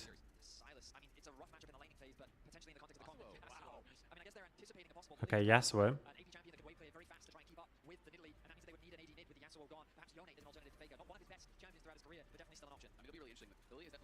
Tristana is still up if you do want to do an AP jungler. He's going to be Leona, so... Okay. MF, I'm not a massive fan of, but I don't know what you pick into this. Like, Caitlyn Lux is... Sorry, Caitlyn Karma already is so hard. All right, misfortune for GenG with Leona with Blitzcrank banned away. The thing that I'm looking at here on this composition, a total lack of engage, a lack of lockdown. GenG still need hard CC somewhere as we wait to see the T1 picks for jungle and mid. And that's where you maybe start to really cook. Maybe you go to a weird support here, something that is Ooh, I like the Viego. because it's such a strong pairing. It's about that upfront burst. Ahri enables Viego by helping you get that first reset. And then Viego, of course, is helping Ahri as well by finishing off that kill, giving you additional Yeah. of the ultimate to continue running over fights. I quite like this from T1. Easy engage tools being drafted. Duro's Pike is going to be the decider for MSI? Surely not. Surely not. My goodness, Duro. Carrier was one of his idols while he was attempting to make his way through the challenger scene in Korea. Duro's Pike is probably going to be a big deciding factor as to whether GenG go, what, 23-0. I much prefer T1's draft, I think, actually. I think this bot lane is a nightmare to deal with, and you have so little hard CC to even get on them and pressure them in fights. I think Viego can be sped up and just absolutely run over the game. Has Doro played Pike? I think I'm way over harsh on Doro. We're just last year, or the beginning of this year, sorry, just watching some of his games, it was like, how is this guy the person who got the slot on... Actually, I shouldn't look him up because he might have a... I'll see if maybe he's got one Pike game and he won it. And then that would be a nightmare to have looked up. Okay, so if nothing happens around bot lane, T1 absolutely murder it. Renekton can be used here actually to just sort of nullify, even though obviously you often like to play with Renekton. And if you had the Nidalee as well, you definitely want to play with it. But yeah, both teams pathing towards bot. It has to be kills, otherwise it's just...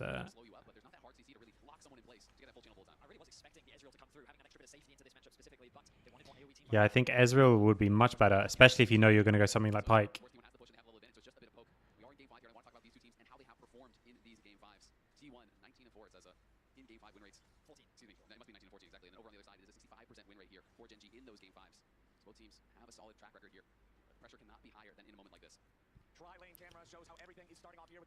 Yeah, everything just...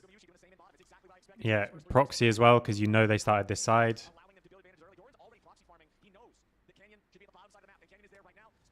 Canyon is in bot, but I don't think you win this.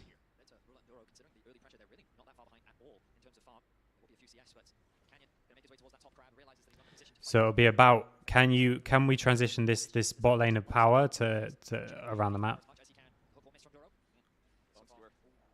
But I also don't think there's like a moment where suddenly Ruler and Duro are winning.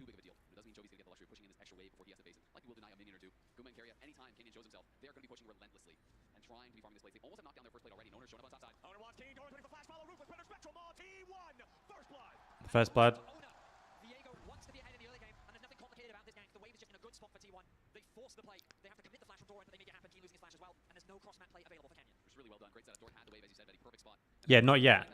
4 minutes in, not that far ahead. No way he can get out. They're going for Faker, though. Canyon, no spear connect means no gang success. But I do love these drive-bys from Canyon. It can be so annoying as an Italy. You come in, you throw a spear, maybe throw down an auto or two, you heal your teammate, and that is just giving him an extra potion worth of HP. It slowly kind of pushes the lane in their favor. And because there was no camps really up and available, he's not spending any time, right? He's just doing a quick drive-by, throws a spear, sees if there's an angle, throws out a heal. He's being very efficient. This is Now the swap comes through. Now T1 will initiate the swap. Caitlyn going to be sent top lane. Carrier going to start roaming around. They can play on this freeze in the swap, so that's why they're swapping, I think. So MF has to go and answer it. If Aatrox goes and answer, he gets like no CS. Canyon's starting the dragon. For T1, just a single kill so far in this game. Dragon is up down there in the bottom lane. You can see the ping from Owner from T1 as the Viego moves to take that first objective. Not going to be contested. As you can see, Doran again just getting the better of his opponent in that 1v1 with Renekton versus Aatrox matchup. This is the time that we're seeing this game flash away from Carrier there with pressure from Derwin King. This is the time. Okay. This dive has to work. They have to kill them both. Oh. Let's jump back so we can see it properly. As you can see, Doran again. They get chased away from the dragon. In that 1v1 with Renekton versus Aatrox matchup. This is He thinks Carrier thinks they're on dragon, so pressure from Derwin King. he flashes away. They get as much of the wave as they can. This literally, I think, has to be a double kill. Make it rain, putting the pressure on. Gumayushi with a flash away. Between worlds goes Chovy, and Carrier goes down. Yeah, okay. They do get them both. A double kill for Ruler. GenG pull off the perfect dive there, juggling the aggro flawlessly. Carrier and Guma get nothing back here. They do get a dragon on the bot side. Yeah, there was no big tanks left other than like Cho'Gath and stuff, but there's no way to pick it for both teams. Perfect place for all the gold to go, right into Ruler's pockets. Chovy's base will be interrupted, but so much credit on that dive needs to be given to Duro because he flashes, threatening the hook onto Guma, which forces his flash out even earlier. This just sets up the whole rest of the play. Now again, they're always doing this. They're threatening like we might freeze on you. Bot lane, the dive becomes easy to execute, and GenG find two. And when you think about how Caitlyn Karma actually functions, So they are gonna push. about chipping them down. This means Ruler's going to get to a way faster BT. Is not going to be worried about the poke whatsoever. So let's watch this one. Yeah, I guess the They see the MF being able to get first item BT is very good, Duro flashes, forcing out the flash, and which then Ezreal goes can't. right through, drops the ignite. They can't quite finish him off. Just barely gets out of range. And they know how much this means. A start like this could be that first start of the snowball to get rolling in their favor. I mean, they're still behind in gold, but they should be further behind if they hadn't organised that really nice dive. Now it's going to be Caitlyn Karma in mid. I mean, because everyone's squishy as well, like this Caitlyn, if it's the collector build that we saw earlier on in MSI, it's also like pretty insanely good later on as well. Is there going to be a fight for this red buff? Yeah, Doran No. potentially ready to block that tri-brush escape route, but Ken and Duro, both these champions are so hyper-mobile, very easy for them to take non-traditional exits. So although they wanted to look for the red, T1 successfully defend. Pretty interesting. Owner just caught one grub and then immediately went back to his bot side. He does not want to concede all these camps to Canyon. You know how quickly an Italy can run out of control in this early game if she's just allowed a free farm. Nice interrupt there from Faker on the key. And I think Owner really was hoping that they were going to get more than just the defense. They were going to get a fight, be able to actually collapse and force him to get a kill. Because that was a lot of time spent just to get that red. That was Canyon. Engage from Owner, spectrum on Canyon, literally no way out. Yeah, Canyon dies. For GenG fans, as the T1 squad gets a pick. And Owner is now starting to get ahead here. Good hook on Carry, who has out of mana. But Owner right back to the grubs. It means they should be It's so hard to play this GenG comp. and he is getting ahead. Carrier did a really good job of threatening Canyon, who was trying to clear out a ward. That meant that he pushed Canyon more to the left of the river, allowing for Owner to set up for that pick. Flash commits the stun, sets up for the kill, and as you rightly said, it's Owner that gets two. Duro, you want to try, I respect the effort, but Owner's got it unlocked. All three grubs for T1. All three grubs, and now the threat is real for this trade. If you commit too much to this second dragon as GenG, you're going to lose 2,000 top lane. Gumayushi is the only one that's actually behind in gold. You could argue that who else could GenG want to be ahead in this position? Ruler sitting with all this gold, a completed BF sword, 10 minutes into the game. He's going to be the man to watch as we move into the mid game. Yeah, as that Bloodthirster will be very hard to poke out. Again, I do question, will he be able to find the angle for that big ultimate? That really is going to be the trick. He's going to have to position himself very, very well because Faker, Doran, Owner are all going to be hunting for this MF and trying to stop him as soon as he pops that all the time. This, I feel like the first big fight we get is going to be so explosive, and I feel like whoever gets the first kill really is going to run away with the whole thing. Resets from Viego, massive. Resets from Pyke, also massive. And both teams without a true front line. The tankiest player on either side is a Bruiser, in a Renekton, or an Aatrox, but there's no real front lines in this game. Faker taking a chunk of damage from Chovy, as we've seen so many times before, when the two mid laners have net. You can feel the tension. Dragon spawning in 15 seconds, neither side wanting to make that mistake. But you have to play with confidence. You can't afford to concede that space, and GenG doing just that. Good vision coverage around the bot river. Faker clears out that bot wave, allowing for T1 to have an avenue. Ooh, Bone Skewer came close on Carrier. But if anybody knows the distance of Pyke's spells, it is this man. He will be able to keep his distance there from Duro. As GenG not confident enough to start the objective, but they still have control over the river itself. Duro with the miss on the bone skewer. Ruler gets slowed down. Carrier looking for the root. High damage on Ruler. Force the clans to get away there. As he will heal back up. The Bloodthirster doing work. Chovy's on a... Wait, let me jump back. Chovy got himself on an insanely good flank here somehow. He will be able to keep his distance. They're fighting in the river. As GenG And that ward, I think, is not quite enough for T1 to see who goes into this brush. with a miss on the bone skewer. Ruler gets slowed So down. Carrier looking they go forward. They get a decent chunk onto Ruler, but he does get it healed back. as he will But now Chovy's on a nice flank. as Canyon gets away from the charm. No, okay. Faker, Chovy goes in He gets a lot of damage down. over the top. They both ult away. HP as they TP comes down for both teams. no ult, So a bunch of ults traded. but he arrives too late. He gets shot as soon as he lands. Really nice flank from Chovy. Back off. Yeah, And Faker played it really like patient and slow. behind the charm, could not connect on it, and as a result, they kind of got exposed there. Chovy just throws down the ulti for that slow as they're retreating, and Ruler pushes them back with his ulti. Does earn them this dragon here. GenG don't get a kill, but do grab their first objective. Why do you think they lose pressure quickly into mid game, GenG play Jack? this comp, the more I start to realize how patient they need to be. If someone gets charmed, don't they always die? Like charm, trap, Renex and stun, kill from Viego. They're basically just chipping away at T1's HP bars. Because there's no one who's not one-shottable. To fight. T1 maybe they overstep. See us all. Regress, fishing too hard for a pick, and then they get punished. Patience is key for GenG as T1 try to put on pressure. The owner now has that Triforce done. And even with the double grubs, they didn't triple grubs.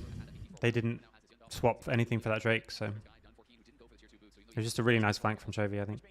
But I would say that they need to have that more in the late stages of the game. I think they need multiple different, like they need good engages and they need better engages the later the game goes, which is harder to play. That's not that they can't do it, but if the onus is on you to find good engages, you're always in a less advantageous position in my mind. Squishy, that it's almost certainly going to need your death. Canyon is a master of this champion, best elite in the world. We'll see if he can make it work for himself as he has so many times before in these high-pressure situations. Duro goes fishing for Gumayushi, but he finds nothing. Canyon and Ruler trying to get a little bit poke themselves, but it's Gumayushi spilled over Peacemaker that applies the damage first. The Bloodthirster from Ruler is providing so much value in this game. Whenever he gets hit by these Peacemakers, whenever he gets hit by anything from the Karma or from the Ahri, as long as it's not a charm, it's very easy for Ruler. Oh, it's still so close. Nearby, so that T1 never feel the confidence to try to fully engage. Keen's moved away from bot lane. Faker is alone, and he will take over to level 11. He does have his CP So let's see what happens around this Herald. He's going to look for a quick reset, spend what money he can. TP from Faker is up, As he possibly can be. or they're just gonna Doesn't drop it. TP available. Faker pushing the tier 1 turret in the bottom lane. The I prefer this kind of thing. shots fly back and forth. You're gonna take so much damage coming in here, and this is where like Chovy can get a big ult or. Wrong here. Owner jumps in for the spectral maul on Duro, but he misses. Doran looking off to the side. Okay, now the TP comes through. Bringing in the TP as GenG go after the Herald. It is claimed They win the 50-50. Keen trying to get away from the Keen almost gets stunned. Predator. Doran is low. Bullet time gets him. Gumayushi Oh, alive, but it's 2 kills back the other way. okay, instant 2 kills return. Stepping up. Doran and Owner down. Traded for Keen. Maybe a little bit too far forward. I think if Keen gets hit by that root, obviously he just gets one shot. But Start to get the resets off onto Owner, then they can start to the MF ult across everyone. go a little too deep, and the fight doesn't go their way. And I should never have doubted Ruler. This man is finding ulti after ulti. Yeah, I mean maybe the MF ult was good here. I guess apparently. Ruler just steps back and finds a massive bullet time channeled across everyone. Guma at the very, he had to flash out. Everyone has to retreat there from T1. As the counter engage was just perfect from GenG. It certainly was. Just the wombo combo provided. T1 had to immediately backstep, and Owner But realized, oh no, I am way too deep. no one on GenG has Now with a confident gold lead, 1.2k effective form of engage either. If Ahri Charm isn't an effective form, like Ahri Charm's the only hard CC in the game, other than the Pikey, I guess. So like if that's not effective form of like engaging or pick, then GenG also have no form of engage, no effective form of engage. But the point that I always would suggest you think about is that like if there's no like so they have the poke, but if you can a charm on anyone should be death. So because you've got the follow-up stun from Viego, you've got follow-up trap, you've got follow-up stun from Doran, and then you've got the reset. To step away. Chovy going between worlds. Carry the target here at the very start. As now Doran's going to be burst down very quickly. Q3 won't kill him. Oh, that Doran Don't get the E. just yet. No, Doran E. Away as Chovy gets He literally just E'd back into. He just didn't need to E backwards. execute.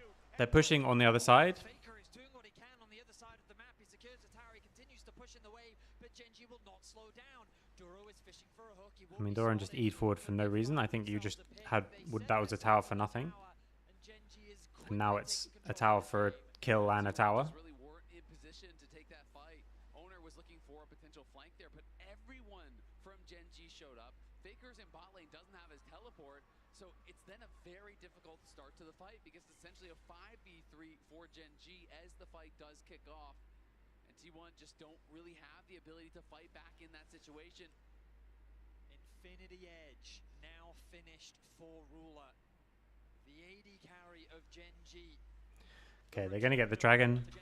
They're in a very good spot, I think. The onus still is on them to make, like, Chovy needs to have some good ults. No one needs to get hit by, obviously, Charm. And defeats the strength there. They're going to get the upgraded boost off the back of that. T1 just not feeling that they're in a position to really get anything done. Faker spent a ton of time in the side lane, and as a result, is the only player on his team with a gold lead. So he's going to have to find a big moment to equalize things because everyone else is falling behind. I completely agree. His charm could be the difference maker. Ruler with the cleanse. But if they can get some spell out, Faker finding I still like this T1 draft more, even if they lose. of a single play. They really can. I mean, even with the cleanse, sometimes the damage could be too much. Also, Canyon, very susceptible to those plays. Duro, if he goes in and gets strong, could also be very vulnerable. There's so many squishy members on GenG that if T1 can really execute and engage perfectly, You use a lot of down for Doran. like cliche words in when you describe this stuff that I don't know what they mean. Like Ari can't reliably be in a good position to charm. I don't know what that means. And also, why should Ari be more concerned of Pyke than Pyke is of Ari? Because Ari is much less vulnerable to the Pykes you see than vice versa. Okay. Nice hook. Doran half health. MF ult used, but does a lot of damage. Doran really, really low. Is it just going to come down to a flip here? Chovy can get a nice ult on the side. And they won the flip. Kuma's going to get poked down and killed, yeah. Oof, nice spear. They're going to chase them down. This feels like it's doomed. So they start the Atcan, but they don't manage to get any picks as people come in. Your buzzword era. Yeah. I don't know, like, I'm sure it means something to you, Jack, but I don't know what, like, their comp is too generic. I don't know what that means. Stuff like that.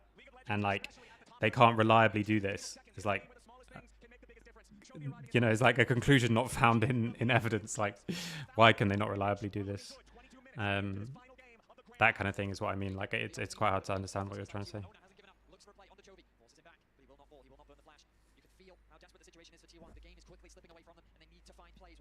The two I'm looking for that bet is Owner and Faker both with two fully completed items. Leander's Malignant on Faker's Ari. Turning Force plus the Collector on Owner. High damage potential here between these two. Faker also the Oblivion Orb to cut down some of the healing. I think Guma should have IE on this base. He's been sitting on pickaxe for a long time. So we'll see if he does Still, if they get one kill, Viego comp's never fully out of the game, right? And as a result, But they're gonna have to it cut seems hard. do we want to fight at this dragon here? Because if you lose this fight in a minute, it could be curtains on this game. So they have to make a decision. Are you And now, because of the gold lead and because of the items, like now you need to start putting pressure on people like MF, which you didn't necessarily need to do just from the draft, I think. And so now it does become harder, and now it does become more like a situation where they need to be getting like charms onto MF and stuff, which is really hard. Pyke controls the flow of every fight. That's not been what I've seen, but sure.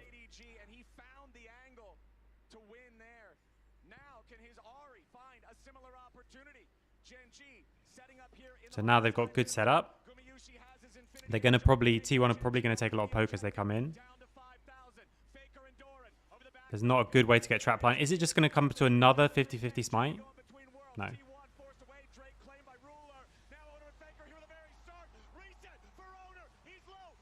Okay, so this is what I mean. Like, yes, I think they're way too far behind now. They're already like 3k down and 3 dragons. But like, Pyke is not stopping Ari getting those kind of charms, right? Baker found the charm and Owner found the kill on the Canyon, but not before GenG got the dragon, and GenG win the fight anyway. I mean, what they just did, that's what I wanted them to do earlier. When they weren't 4k down, and because you have Karma and Caitlyn, you should have control of these spaces. because until you fall really far behind like now, you should be able to get Prio on Karma Caitlyn, which should mean that you get there first. So the question is not who walks forward from T1, but the question should be in this game, in my mind, who walks forward for GenG, and then you got the same problem, because whoever walks forward gets charmed, gets stunned again, gets rooted, gets trapped. So the fact that Chovy found that really nice flank on the first time where T1 were grouped up, I think was a massive swing in the game. I think it's Chovy. If anyone's dictating the pace of the fight, whatever that really means, it's Chovy. Or has been in this game. And now you're in a situation where, because you're behind, now enemy has control each time. No, sorry. So let's see, there's a YouTube stream going on as well, so I'm talking to Jack is on the YouTube stream and you're on, so I was replying to him. I can't find a way for you guys to see both chats. But I have a thing that sees both chats in the same place, so that also makes it more confusing. Okay, the TP coming through. Nice hook, but they go forward. The fights are still so close, by the way.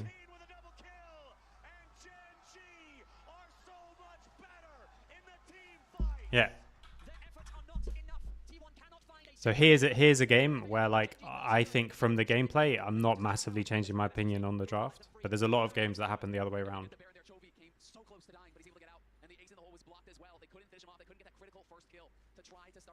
Yeah, I could have them both on stream, but I can't find a widget for YouTube chat to go on my OBS.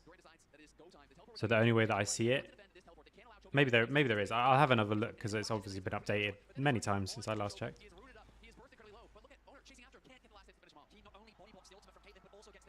Then I could have both.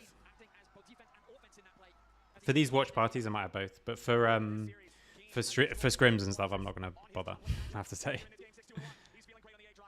I'll try and sort it out if I do EWC ones.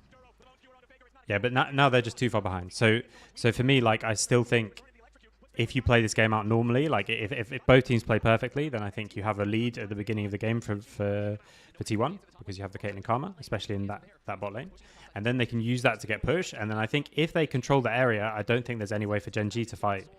But the one time where T1 had pretty much control of the area, Chovy was on the flank and hit a 5-man ult followed by a 5-man MF ult, and it just caused so much panic that when neither team has like CC and hard engages, I think honestly so much of it is around like the panic and the togetherness and that kind of thing, because there's not just like an easy go button. So everyone started running away because the flash charm just missed. And if the flash charm hits, then I think they just clean up the whole fight and the whole game goes the other way.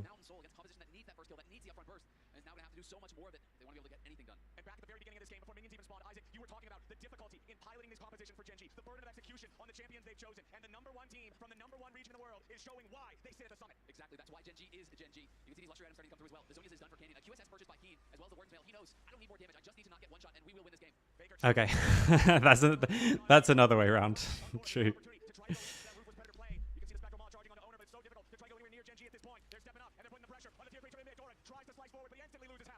GenG are on the precipice of greatness here. Oh, a lot of damage there on the Duro. He'll be alright. Dashes backwards. Owner trying to clear out the chickens, get something while they defend here.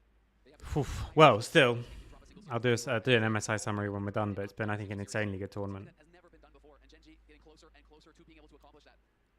All right. Obviously, the time zone not ideal for all of us, but so many good series, so many best of fives. Not really. It was a bit during the split, both in jungle and in top. People like Humond especially. But no, not at MSI. I don't think he's been picked once. Neither's Cho'Gath as well. I think definitely Cho'Gath is way better than people give it credit for. But maybe it's worse at the higher level, or maybe they're just too stubborn or something.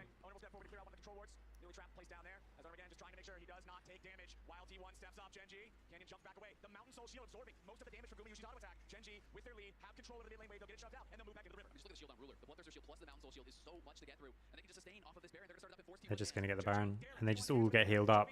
And now again, if you've got control, like Faker has to flash charm and misses. Yeah, so that's game. Faker tries his best to find a play onto Chovy, but he will not allow it. last push as they set their sights on the title of MSI. GenG with the push in the top and mid lane simultaneously. Doric and the rest of T1 trying to defend. It is still 20 seconds until Owner is back alive. The Baron minions have made their way to the Nexus turret. The first already have dead as GenG changed their attention over to the mid lane tier 3. The pressure take the wave play just before T1.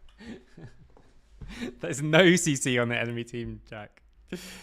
You can't criticize one team for only having one form of hard CC, and the other team has no forms of hard CC. But the point is that like if neither team has engaged, then whichever team has the control of the area has a way better chance of winning, because neither team has engaged and neither team has frontline. So whoever has control of the river, has control of the push and then gets control of the objective, probably wins, and that should be T1, I would say, because they have the Caitlyn Karma. But like I said, the one time they did have the control, like Chovy sneaks in and gets a really nice was it second dragon? Was it first dragon?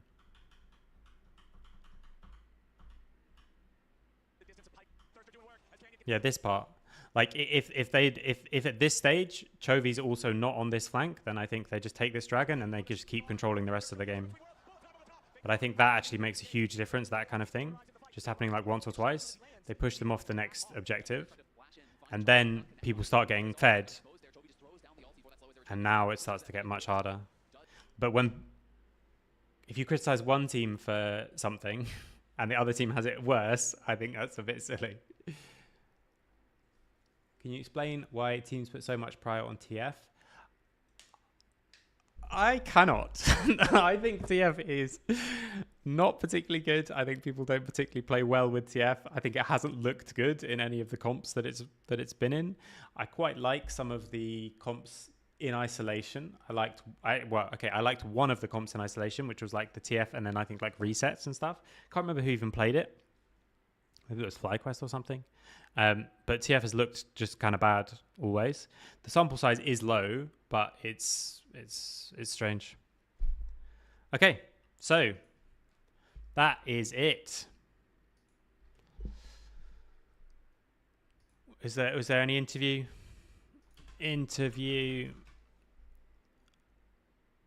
No, don't think so. Okay, well, awesome tournament, really fun. Thanks for watching, everyone. I don't think I have anything more to add to today, so I'm just going to go and cook and enjoy the rest of Sunday. So I'll see you guys on Monday for scrims, but there'll be no more MSI streams. Oh no. There's EWC streams soon, but I'll have to find something else to do in the mornings. Once we get into the season, of course, I can do other reviews, but for now, might just be get my mornings back or something like that.